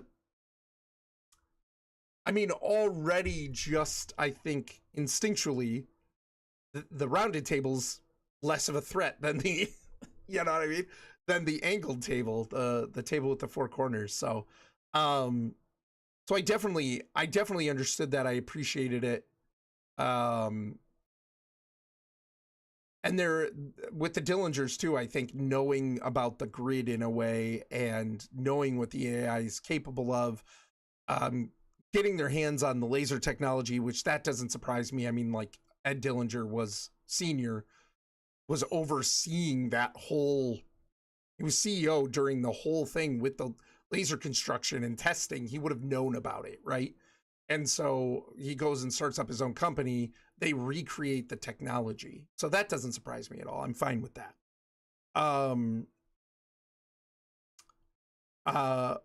What did Kylar's ask for as well? Oh yeah, talk about the keeping their consciousness when they expire in the real world. So I was thinking about too, at first I was upset with the idea that when they were derezzed, in the real world, either they were destroyed or they hit their timer and they timed out. Oh dang, the OG Tron is older than us. I didn't realize that. Released in July of 82. Yeah, yep. So like, at first I had a problem with they're being constituted into the real world. It absolutely seems like, however they're made and everything, their consciousness is being put into these bodies. That's not happening. They're not controlling them remotely, like from the grid. They are in those bodies. However, especially at the end, Athena's end, and realizing she's lost connection to the Dillinger server, right there tells you how they even when they time out, even Mischief when they're managed. destroyed. Hey, have a good night, Board. Take it easy, man. Faithful, y'all are youngins. Well, I don't know if we're young, but Faithful, we're not that much younger than you. How's it going, buddy? Maybe the Dillinger printer was made because they had no other way of using the normal laser without Flynn's disk permanence code. Yeah, but then they had the remote. Yeah, I don't know. The remote laser? I think it was just done for special effects, honestly, but I'm old, but not that old, right? That's how Chorus comes out fine. So I have a theory about all that, and that's going to be the big thing for me. That's the stuff that I actually kind of like. Older than me by just a few months. Yep. Faithful, you are not 77. Oh, you were born in 77. I thought you were saying you were 77. I was like, lies. I've heard how old you are before. Yeah, born in 77. So yeah, I mean, you're only 5 years older than us. 10 whole years on me, right? You were born in 92, Emmys? That's like, I think my sister was born in 93. You thought Faithful was 77? No, I thought she was saying she was 77. That's why I was calling her out. Because I'm like, no, she's not. Yeah, Faithful is younger than Kylar's sister. Yep. So anyway, no, yeah, at first I was really upset about, like, how are they taking their experiences in the real world when they time out and are are derezzed? How are they taking those experiences back to the grid? And I realized Wi-Fi, satellites. We have internet everywhere in the, like, modern, what would you call it? Not just the modern world, but the developed world. We have internet everywhere, and over a major city, wherever they're at. What was it, Los Angeles or something like that? Major city, all kinds of, I mean, like, you know, satellites alone, Wi-Fi, whatever, they're constantly linked. So they're developed in a way to be linked to the grid, and when they derez, they just travel back through the system. So once I realized that, I'm like, okay, that actually kind of makes sense. Like how they would take those experiences back. Faithful came out with A New Hope. I came out with Return of the Jedi. We're in the same trilogy, right? Yeah. The digitization gun was terrifying. So cool. It was. I also felt it was a little... I mean, I guess as technology advances, am I that surprised? But also, like, sometimes I go, yeah, sometimes movies take things too far. Even most developing countries, everyone has smartphones now, right? Right? I don't know why it's looping that back. It shouldn't be looping that, like Kylaris's reply. But anyway, my big takeaway, because I can't stay up too much longer. Well, I will say, because Goose mentioned some of this, what's a smart? I didn't love the soundtrack. I did think, so I listened to most of the soundtrack before the movie came out. Hated it. Couldn't stand it. Felt like static. I felt like I was just listening to computer noises, not an actual movie soundtrack. Like Daft Punk did leaps and bounds better than 9 Inch Nails did on this. Like it's not even a competition.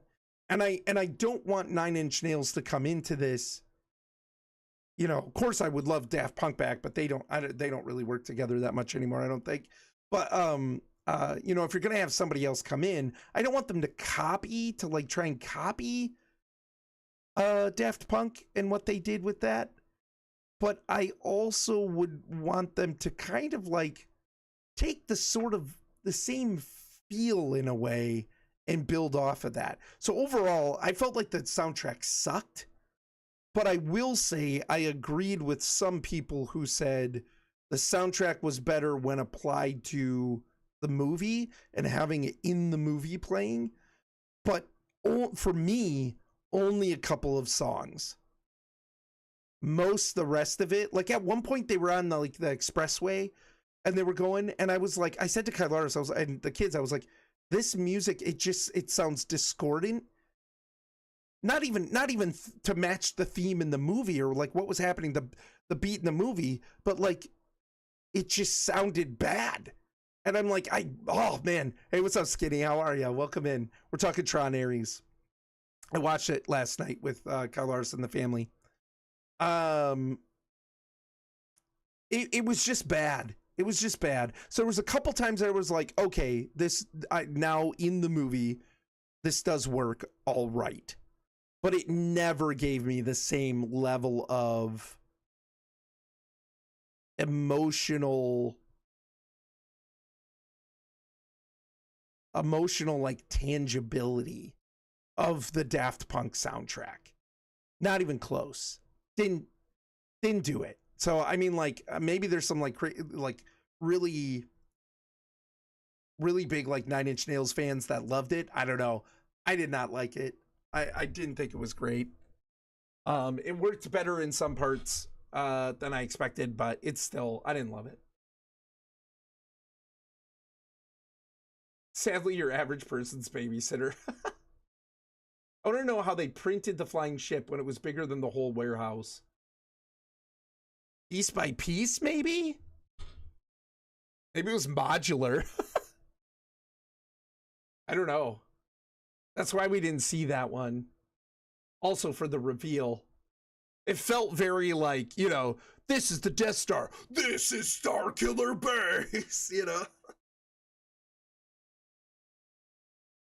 I said this when we had both listened to it. Thought it would sound better as complimentary to the film rather than alone, and I think it did. I think for certain tracks in certain parts of the movie, I agree. Overall, I thought it was crap. Overall, I thought it was crap.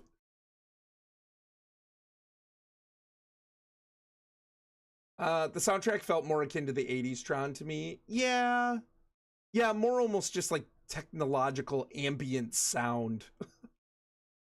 Just popping in before I let my phone charge. Sounds good, man. Hope you're doing well. What's going on? My eyes rolled when Reznor started singing. Yeah, yep, we didn't need that. I was like, of course he's got to get a vocal in on this. Yep. It didn't, it was off-putting. It was like Hello there. really good music. Hey, Mr. C, how was Computer Man 3? Yeah, I'm going over that. I didn't hate it as much as I thought I was going to. I think there's parts of it that I like, and that surprises me. It doesn't change the fact that this is not the movie I wanted as a follow-up Tron movie to Legacy. I did enjoy the Nine Inch Nails album, but Daft Punk fits Tron so much better. Yeah, I mean, that's great. I'm glad you liked it. Yeah, I can't even say I liked much of it, even just in general. I don't know. Me personally, it didn't work for me because a good to me, and again, maybe this worked for people and it did just that. But for me, I think a good soundtrack brings you into it. It invests you more into it. You feel more connected, and so you get that greater immersion from the soundtrack. And if anything, I either didn't notice most of the music in regards to all of it, or like in the case of Reznor starting to sing in it, I felt like that was a little bit of immersion breaking. Like I was losing, in a very detrimental way, I was losing immersion when that happened. Didn't need it, didn't want it. So I don't know. I didn't love it. I didn't. If it worked for you, that's awesome. I did.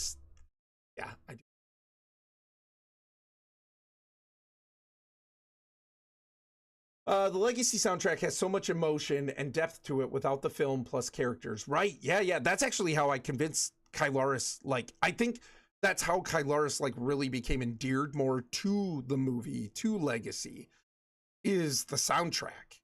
She was like, wow, this is amazing. What's this from? And I'm like, Tron Legacy. It's like, holy cow. It stands on its own. The Nine Inch Nails soundtrack had zero emotional depth, often even when the film and characters are, yeah. But I liked it during the actions. There were moments. I will agree with that. There were moments. Yeah, it probably needed more Who Let the Dogs Out to really immerse me. You're such a thug. Not really a thug. That's like, you're such a, I don't know, Jamaican? No, I don't know. Aren't the guys who did Who Let the Dogs Out Jamaican? The Nine Inch Nails soundtrack sounded darker because it's the soundtrack for the red side of the grid. Yeah, but like a lot of it just... Card? I have no idea. A lot of it just sounded like... I hear what Kylaris is saying. Like, in the original, there wasn't that much music. It was more ambient sounds. Like, almost kind of like the ambient sounds of... Like, you know, in our world, if you're out just in the world, you would maybe hear birds or insects or the wind blowing through or whatever. And in the grid, they don't really have those things. So like you're hearing the sort of like digital mechanical noises that are sort of ambient within the world. And I would say that the Nine Inch Nails soundtrack was in a lot of cases more in line with that than, you know, what the Tron Legacy soundtrack was. I believe they were Jamaican, yeah. Tron Ares review equals, in the words of Celine Dion, there were moments of gold and there were flashes of light. Each individual track of the Legacy OST has a unique identity. Disc. Oh no, don't go there. We'll get back to it being romantic again. Yeah, right, Goose?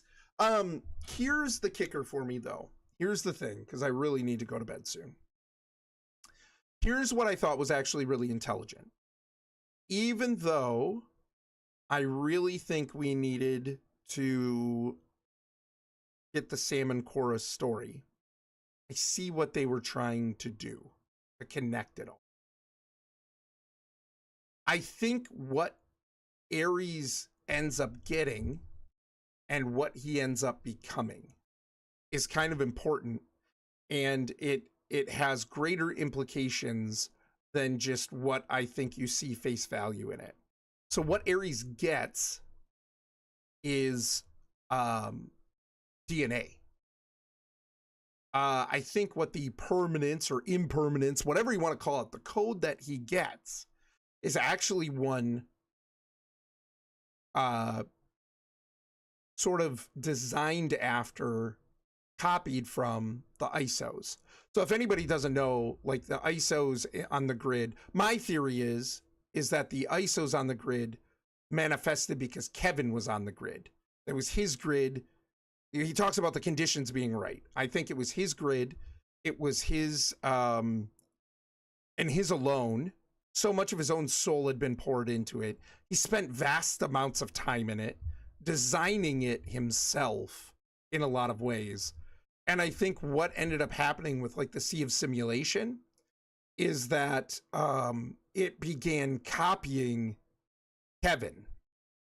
And so what you end up having with the ISOs, they're not programs in the typical sense of they were programmed by a user. The programs gain a soul from their user. Those programs have a prime directive that they really can't get away from. They can't grow beyond. The ISOs are different. It's like the Sea of Simulation generates these beings that are really based more on the user. They are still, in a way, programs because that's what's typical in this dimension, in this, sub-universe. But they're really more human in that they're more complex, they have DNA, they have individuality more in the sense of free will, and we don't have a prime directive. We can decide what we want to do. And so what ends up happening is I think in Legacy, Cora is able to leave, right? Cora is able to leave, and she's constituted into the real world, and she doesn't have a timer because she's an ISO. She has DNA. So it seems to me that if you bring a program into the world, program is not built the same way. What they're made up of, what the coding that defines them doesn't correlate to the real world, and so they can't stay there. They're eventually their bodies break down in the real world. It's like how like a code can almost kind of like fall apart, unravel, right?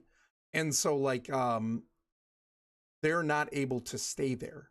But Cora is, because Cora has essentially DNA. She's a digital being created more with a type of DNA mimicking users. And so because they're mimicking users, they're able to exist indefinitely in the real world. So what Ares ends up getting from Kevin, not really from Kevin, from an echo of Kevin, who knows, a custodian placed there maybe. What he actually gets is DNA. And I think what that does is it changes him. It doesn't change him into a human being, but he's no longer a program. He's an ISO. He's now an ISO. And that kind of floored me. I'll get to chats in a second. I'm kind of trying to keep train of thought here. That kind of floored me because here's what I was thinking.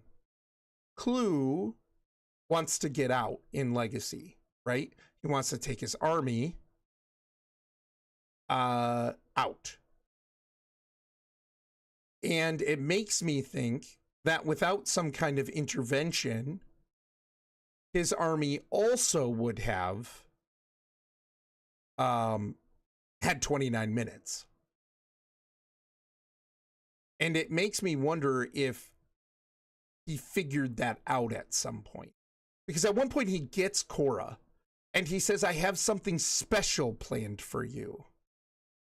Why wouldn't he just kill her?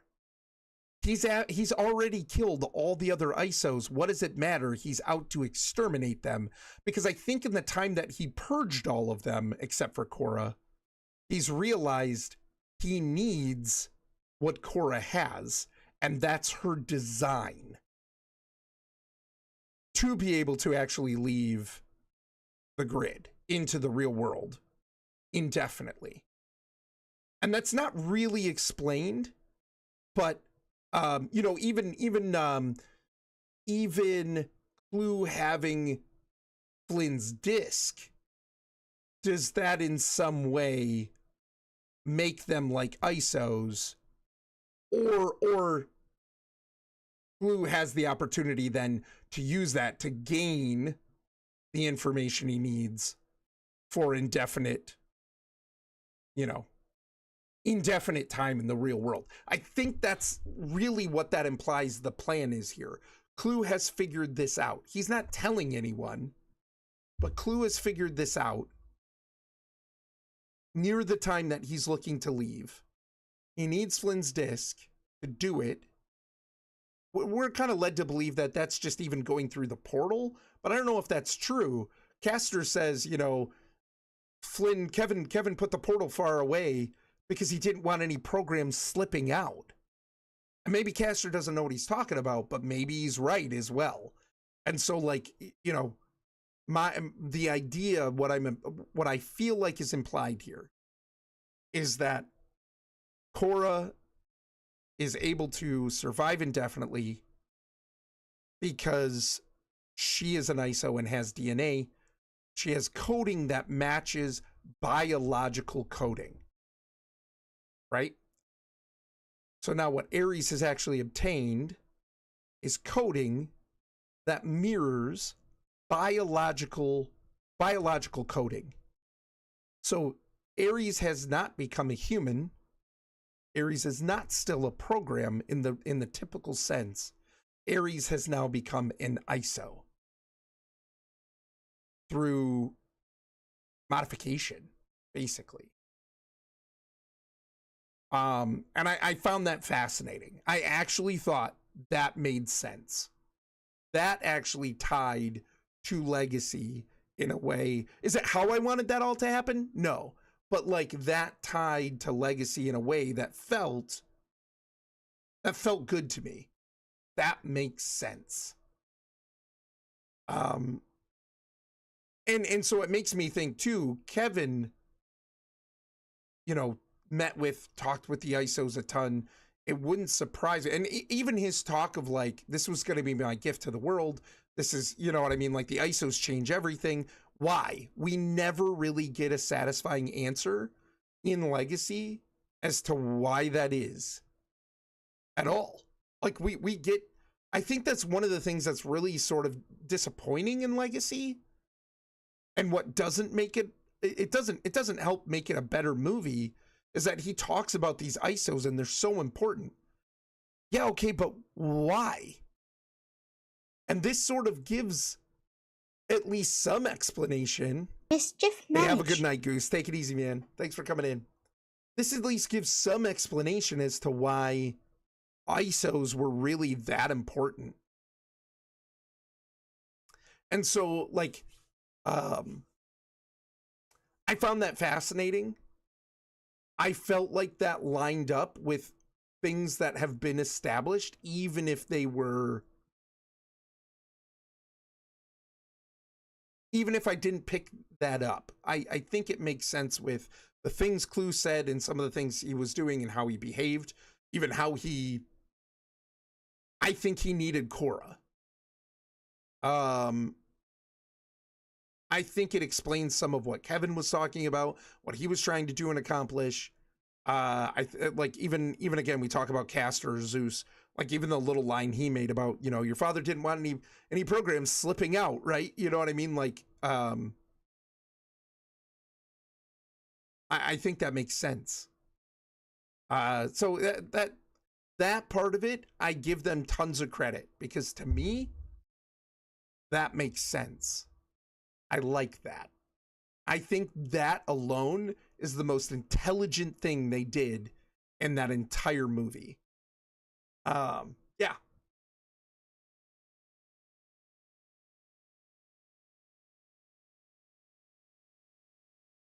I liked it as a movie, but I think it should have been them chasing Cora years ago for the Permanence Code instead of random character Eve Kim in 2025. Yep, absolutely. Much better plot, absolutely. The thing I hate most about it is that because of the low box office returns, we'll never get a Tron movie we really wanted. Yeah, probably not. I would love to see additional Tron content, though, Emmys. I would love to see more Tron games that are actually well done, have good story, the whole 9 yards, right? Like I would like a like good Tron games. Like why don't we have more Tron games? The potential is there. More Tron comics, more like even Tron novels. Why don't we have Tron novels? Like I feel like there's so much potential there, and maybe they're afraid to even use it. Like maybe they're worried they don't know where to take it or what to do with it. But I think it could be really cool. That would have been so cool. I kind of wanted them to catch Eve Kim because I didn't like her. Yeah. I tried to inject DNA into my computer, but all I ended up with was a bloody mess. Oh no, Mr. C, there's blood everywhere. I didn't know enough about her to dislike her, or rather, I knew about her.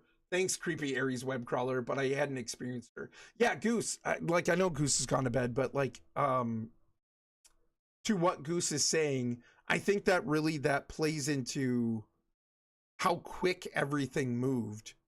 We never had the time to establish much of an emotional connection to anyone. Like, yes, we're fed information about Eve Kim and her sister and her past and whatever. And, oh, you're worried about you're thinking about quitting. Like, not once was I made to care about that. There felt like no social, no emotional impact with that at all. I don't care. So what? You know what I mean? Like, none of that. And it's so fascinating to me that you take like the original Star Wars movies, and it's not like they had a significantly longer runtime, and how endeared we could get to not only the characters, because we did. Kyle Larson and I have had many discussions about how like you are very quickly endeared to Han and Leia and Chewie, and I mean like right away, and like the way that they sort of kind of naturally become a team and naturally become almost like family in a way, right? And they establish those connections. There isn't much longer of a runtime on those movies, but like the locations, I feel like I know Tatooine. I feel like I know Bespin and the Death Star, and you know what I mean? Like we establish so much connection with all of these places and all of these characters. And it's not like they spent that much more time total with the movie. And yet Tron Ares is almost 2 hours. And I don't really feel like there was much emotional weight anywhere with anyone. Like I just didn't care that much, you know? So it wasn't like bad in that way, but it wasn't good either. It wasn't good either. I don't know.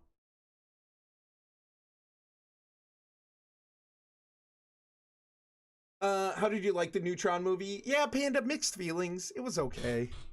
It was all right. I didn't hate it, which was a surprise. I thought I was gonna hate it. Didn't hate it. Didn't love it. Not by any means. Yeah, seeing Korra chased down would have had more emotional weight. Absolutely. We've already established a relationship with Sam and Korra. We've already rooted for them. Them being in danger now would immediately carry way more emotional stakes than anything in Tron Ares. I just don't care. But I also felt bad for Ares being a slave, essentially, so that's why I was rooting for him even over Eve. Yeah, that sucked. That did suck, and he was treated really poorly, but also a program. Like, I don't know. I don't know. Yeah, like, I did feel some, like, yeah, that really sucks. But we never spent long in any one situation, with any one person, in any other, in any location. Like, it just boom, boom, boom, boom. And I felt like there was never a moment to take a breath and really feel any kind of emotional depth or impact. And then the movie was over. So it would have been funny if Clue de-resed after 29 minutes, right, Lou? And that's the thing. Kevin's grid from Legacy was not connected to the internet. It was self-contained. So if they would have gotten to the real world and de-resed, they would not have gone back. That's my theory. They were not connected to the internet, to their server, to go back. And I think if they de-res there, that would be it. So that's my thing. I think Clue figured out what he needed, and he didn't tell anyone because he was smart enough to keep something like that under his control, his direct control. And so I think he needed to know how to obtain and give programs a biological blueprint to their coding so that they could stay permanent within the grid. And maybe he was doing it really ad hoc, weird way, like this isn't the most optimal way of doing it, but this is what I have, like with Kevin's disk or something like that. Or maybe just Kevin's disk contained the information he needed to do it, Because it seems to me that Kevin, at some point between the ISO showing up and him being trapped on his grid in that time, he hit a backup for the isogenetic code, how it's made up on the old server at NCOM. He made a backup there, left almost like a custodian, which is what we see for any program, almost like any program coming there on almost like a spiritual journey, which Ares was sort of on. They don't establish that a whole lot, but essentially Ares is kind of entering in here. This is sort of a spiritual journey for him. And so, I think Kevin did that purposefully. Biodigital jazz, man. Yeah. I think this is, I will give them credit. I think that and the network link through Wi-Fi, and they even talk about Wi-Fi on, you know what I mean, in Legacy and stuff, of course, but like, I don't think it was necessarily pointing to this, but like the idea that Wi-Fi was brought up, and then we have this situation where I think for the purposes of these programs coming into the real world, it is to their benefit that we have satellites beaming the network everywhere, right? And that there's cell service everywhere, and you can get internet anywhere, and we have Wi-Fi and hotspots and whatever, right? And so they're just connected. And so if they de-res in the real world, just go back to the grid. Like, it makes sense to me.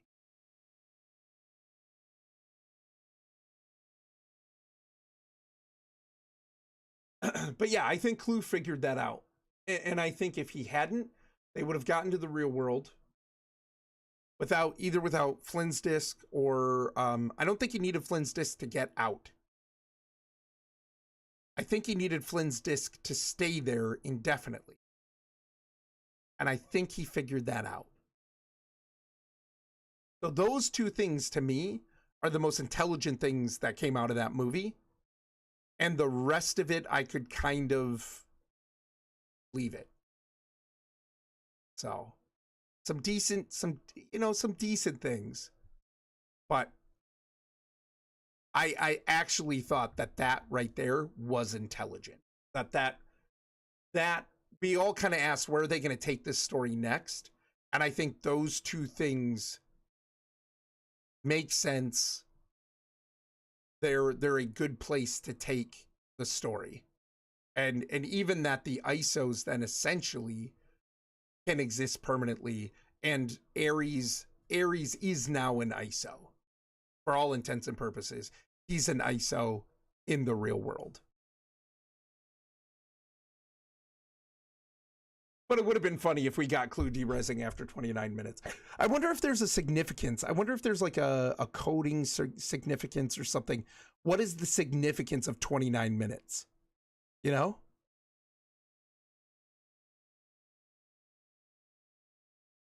Something's gone wrong though, because Cora looked sick. I didn't think she looked sick. I thought it was just kind of the lighting in the photograph. And she's older. You know what I mean? Like Olivia Wilde's older. I didn't think she looked sick, but also at this point, I think Cora can get sick. She might not be human, but I think there's the possibility she can get sick. It's 2030. Tron 4 opens with Sam narrating the same opening to Legacy, and he's talking to his 10-year-old son he had with Cora. Yeah, maybe. Yeah, that would be interesting. Like a human ISO hybrid. And what would that be like, you know? Yeah, what would that be like? I would take another look at that photo. It looks like she is losing her hair. I thought it was just pulled back. I figured she got sick. Huh, I didn't notice that at all. It's interesting. Yeah, so overall, really, I felt like no emotional depth. Soundtrack was kind of meh. Pretty meh. never felt like we really established a location or a, you know what we got the most of? We got the most of the digital printer pad at the Dillinger place. That is the location we got the most. Do you realize that? I mean, it sort of makes sense, but also how boring. Like, how many times can we, I don't know. I thought it was interesting, the mom, Elizabeth Dillinger, sort of trying to be a voice of reason. Like, I could almost imagine her character growing up with this dad who's just obsessed now with like power and sticking it to NCOM and doing it better, and like just huge chip on his shoulder. You know what I mean? So it's almost kind of like Slytherin after leaving Hogwarts, except Dillinger got kicked out, you know? And so just, and disgraced almost, you know what I mean? And so he's just trying to pick up the pieces, and he's angry. And here's his daughter who is watching this happen. And so, like, yeah, she ends up in the family business, but it sounds like she's doing it different than dad. Like, you know, yeah, but I can do it better. I can do it different than dad. And then her son falls in line, and she ends up dead because of it. I was really surprised that they had her killed. What Dead. an idiot. Yeah, yeah. But, yeah, I liked her character okay, but still, you know, you never really talked to her that much. Her death was like, oh my gosh, because of what happened to her. But it's not like I was like, woo, she's my favorite character. No, you know, I could tell like the emotional toll that was going to take, like the consequences, the repercussions of Julian's actions, and this is the outcome, right? And what kind of puts him over the edge. But yeah, I don't know what's going on. That's fair, bud. You haven't seen it. That's fair. Harry should have been a copy of Tron himself, taken from NCOM to be retooled as a defender of Dillinger's grid. I feel like I got kind of that idea, but maybe not. Then it would have been more connected, and Sam might have felt more inclined to help him if he looked like a young Bradley. Maybe that was the original plan, but I don't know. Apparently, a day in the grid is equivalent to 28 minutes, 48 seconds of the real world, so that was why. Wait, what was why? Oh. So they have one day. Yeah. Oh. Yeah. Yep. Yeah, and they've figured that out. Like, that information's been out there, Lou. I couldn't remember that one cycle was how many hours or how many minutes in the real world. But Kevin had been on the grid from his perspective for what felt like, was it 1,000 years or was it 10,000? I think it was just 1,000. But from Kevin's perspective in Legacy, he had been on the grid for 1,000 years, aging at the rate that he would have aged in the real world. Zeus said it had been 1,000 cycles, so whatever that is. Yeah, 1,000 cycles, so that would be 1,000 years. He had been trapped on the grid for what would feel like, from his perspective, 1,000 years. It's a long time. That's why he tells Sam. Sam's like, long time, and he's like, you have no idea. Oh, one cycle is 1 year? That's insane. Yes. Yep. It is the equivalent. It might not be exact, but it is the equivalent of a year. So, yeah, because the grid moves at the speed of electrons. So, but anyway,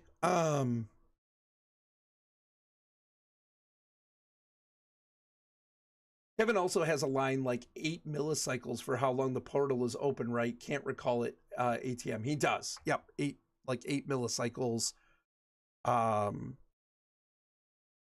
Which was the equivalent of how many hours or whatever, but I don't remember how the breakdown math all works again, but it's, yeah, I've looked that up. People have done the math. Yeah, Kevin's been on the grid for 1,000 years for him. I have to get the boy up. Thanks for the awesome chat. Yeah, no problem, man. Have a good day. Take it easy, buddy. Yeah. So anyway, yeah, overall. Hello there. Hey, what's up, Bam Bam? How are you? Overall, didn't love it. Didn't hate it. Still just trying to kind of figure out how I feel about it totally. You know what I don't have to figure out? My appreciation for Gopher Man. Gopher Man, thank you so much for the raid. Really appreciate it. What is going on? How was your stream and what were you guys up to? For anybody new here, hi, I'm Oren.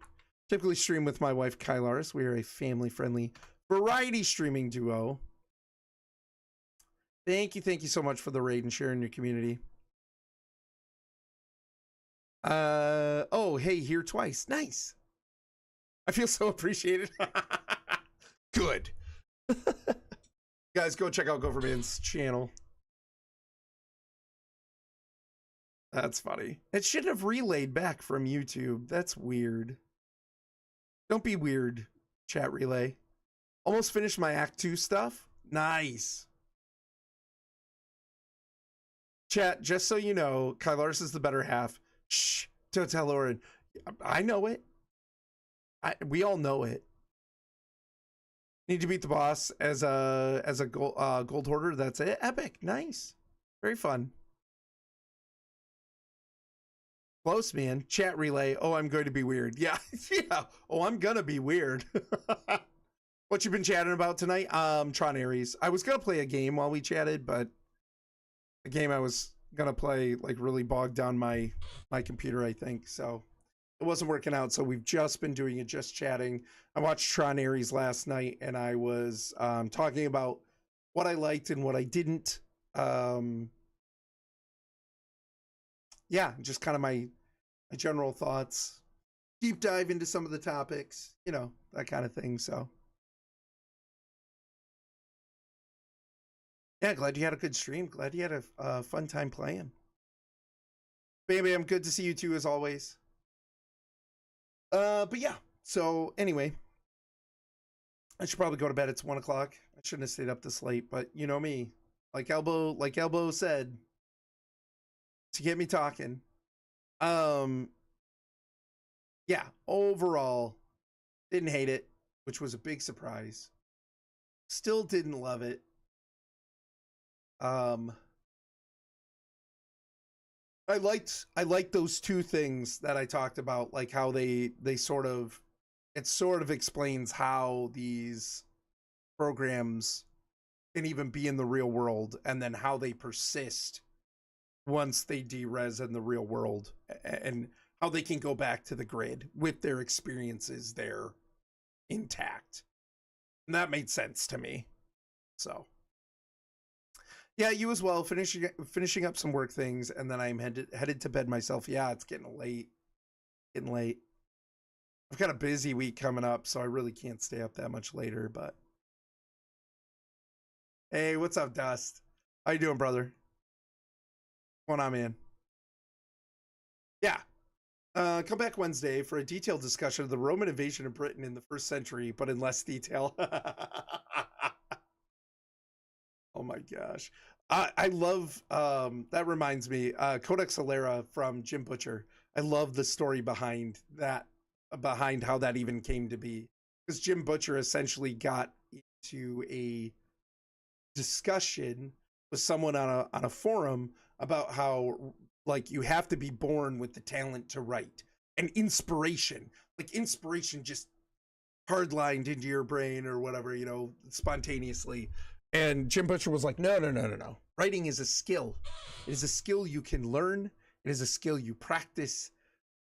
and kept going back and forth. And he's like, here, give me two random topics. I will write a book on it. And the other person told him, I would like you to write a story about the Lost Roman Legion and Pokemon. That's how he came up with the 5-book series, Codex Alera, which I believe was on the bestseller list at one point. It's just hilarious to me. It's so funny. We're doing Kids Have Been Sick All Weekend, so not fun. Again, Dust? No. Kylaris has been sick all weekend. Hear that. Great series. It is. It's a lot of fun. I really liked it. Orin, what were you supposed to tell me about Lord of the Rings?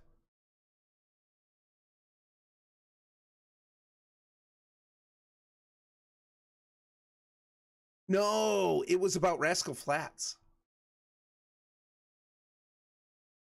You had a story or something. It was about Rascal Flatts. So Jay DeMarco from Rascal Flatts. I'm assuming you know him. Oh, sure. Very similar. Yeah, not at all. Yeah, not fun. It's been all 4, and it was supposed to be our busiest weekend. No, dude, that sucks. I'm sorry. I'm so sorry. I hope everybody feels better soon. So it went from super busy to not busy at all, like laying around the house. Yes. Okay. So Jay DeMarco used to be in a Christian band called East to West with another guy. Can't remember the other guy's name. They came to our church twice for a concert.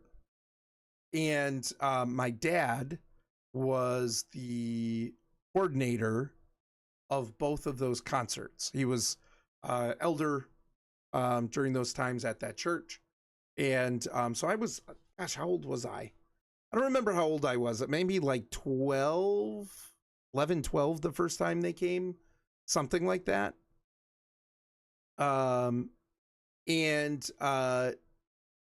Jay was a really nice guy to us. Like, so we were there a lot because my dad was coordinating it all and everything, right? And so we got to hang out with Jay and his bandmate, and we were playing, like, I think somebody brought like a Nerf football, and we were in this hallway playing Nerf football with Jay, and you know, it's sort of almost like a keep away, and I jumped up to grab the ball as it was like coming to Jay or something like that, or he was gonna throw it, I'm not sure, and I like sliced his face with my fingernail. And it's not like, you know, dude probably doesn't have a scar from it or anything like that. But anytime I think of Rascal Flatts, that's what I remember. I can't remember if it was after the concert or before it. But, yeah, like we were just hanging out with these guys, and they were so nice to us. And yeah, and I just remember cutting Jay DeMarco's face with with my fingernail playing Nerf football in the church hallway. Yeah, not fun. It's been all 4. Oh no, I read that. Yeah, for the most part. Yeah, gotcha. Oh, that is so awesome. They really proclaimed their faith during the concert, which I wasn't expecting at all. I didn't realize they were so outspoken until I went to their concert. Really cool to watch. Nice. Yeah. Someone needs to keep their fingernails short. I think it was even like, I don't think they were long. I think it was just, I reached up, I was running, you know, and I kind of went past him, and it just enough to slice his cheek. You know, it's not like there was blood everywhere or whatever, but yeah, it happens in sports, right? Grego of Nordacia, hello, welcome in.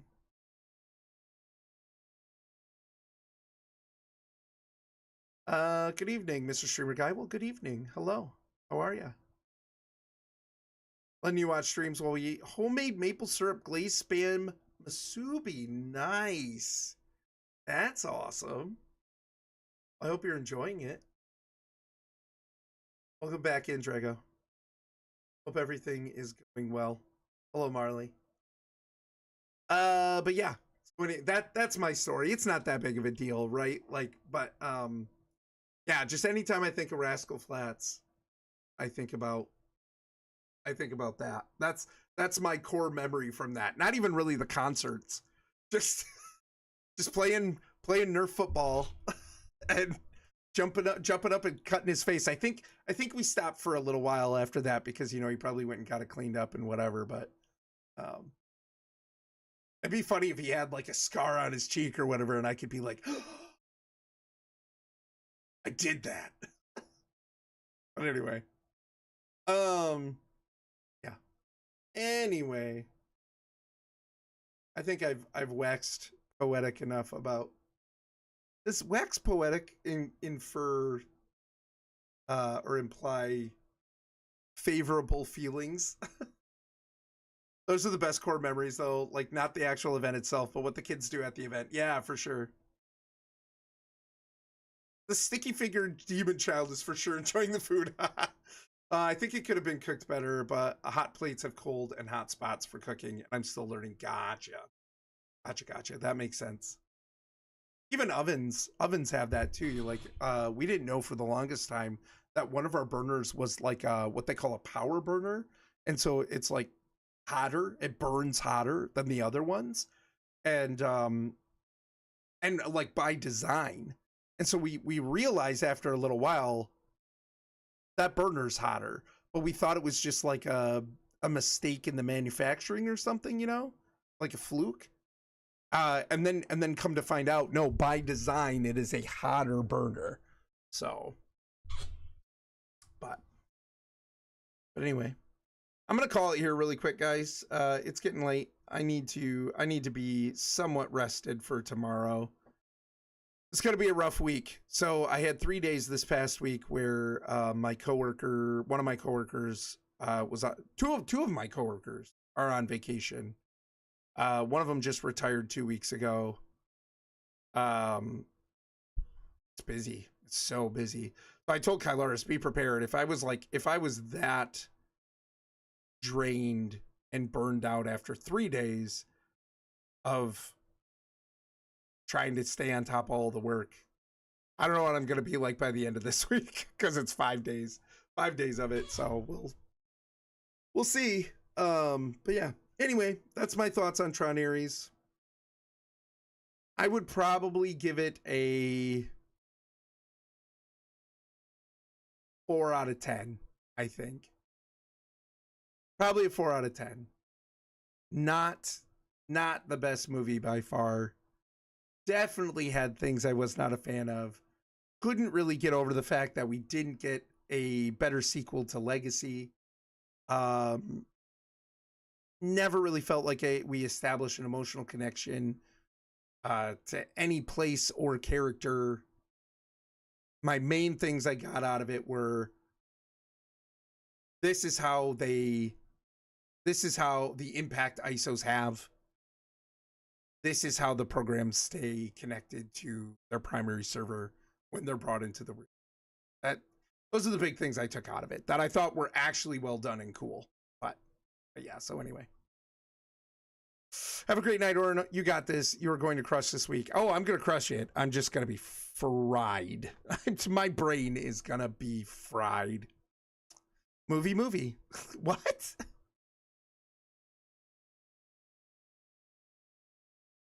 I don't know if I'm going to rate anybody tonight. I'll probably just go. I'm just going to go to bed. Oh, goodness. Movie out of movie? Shh, details. Movie out of movie.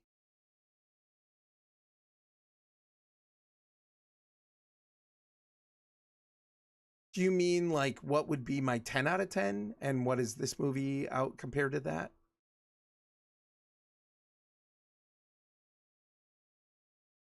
Instead of 1 out of 10. It's a movie out of movie. Mischief managed. Am I just tired or stupid or yeah, whatever, go to bed. Fair. Why don't I get this? Hey, have a good night, Faithful. Take it easy, buddy. Thanks for coming in. I don't know why I'm not understanding this. It's gonna bug me, but oh well. I should go to bed anyway. You guys, we should be back on Wednesday. Probably with more Moria. We're having a great time with Moria. A lot of fun. The game is really like kind of opened up more. It kind of like continues to get better, which is refreshing. So, hey, have a good night, Buggy. Take it easy, man. Thanks for hanging around in here, even through all the talk you didn't understand. you didn't know what it was contextually. Appreciate it. Yeah, we'll be back on Wednesday, probably with more Moria. We'll see. If I'm really tired this week, y'all, I don't know what to expect this week. So I will say in advance, if I am burned out and tired and not able to stream this week, I'm sorry. I know you guys will understand. I just want to prepare people in the event that like I just can't do it. So so we'll see. I might need the extra rest. So who knows? But anyway, with that, I will talk to you guys whenever next time is. Thank you so much for hanging out with me. The great conversations. Matt. Matt, thanks for hanging out. I don't know if you've been here the whole time, but thanks for hanging out too. Appreciate you, man. Hope you have a good week. You guys take a look at if you're new here, or if you haven't so far, take a look at that link to our link tree. It is not a link tree about us. It is about some really amazing streamers, family friendly, awesome people, really fun. GG, thanks, Jaws. Appreciate you hanging out, man. You're very passionate about Tron. I'm very passionate about stories.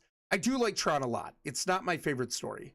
I can definitely be objectively critical about the Tron franchise. It definitely has some problems, but it also has a lot of potential. And I liked it as a kid, the original. I was kind of fascinated by it and the potential. And especially as a growing video game enthusiast, like growing computer enthusiast, right? As a kid, and like all of that was so new, and then like getting into gaming, and that was so new, and all of that, you know what I mean? Like Tron just it just was such a cool experience, I guess. And then I've always been a fan of Legacy. It has its problems. It is not a perfect movie by any means, but and there are definitely movies I like way better. But I do like Tron Legacy a lot. And yeah, so I had a lot to say about Ares. A lot wrong. A couple of things really good. A lot of things not great. So anyway, before I go on more and more, thanks, Bam Bam. Thank you. Hope you guys have a great week. We will talk to you later. Take care. Have a good day or night wherever you're at. And music.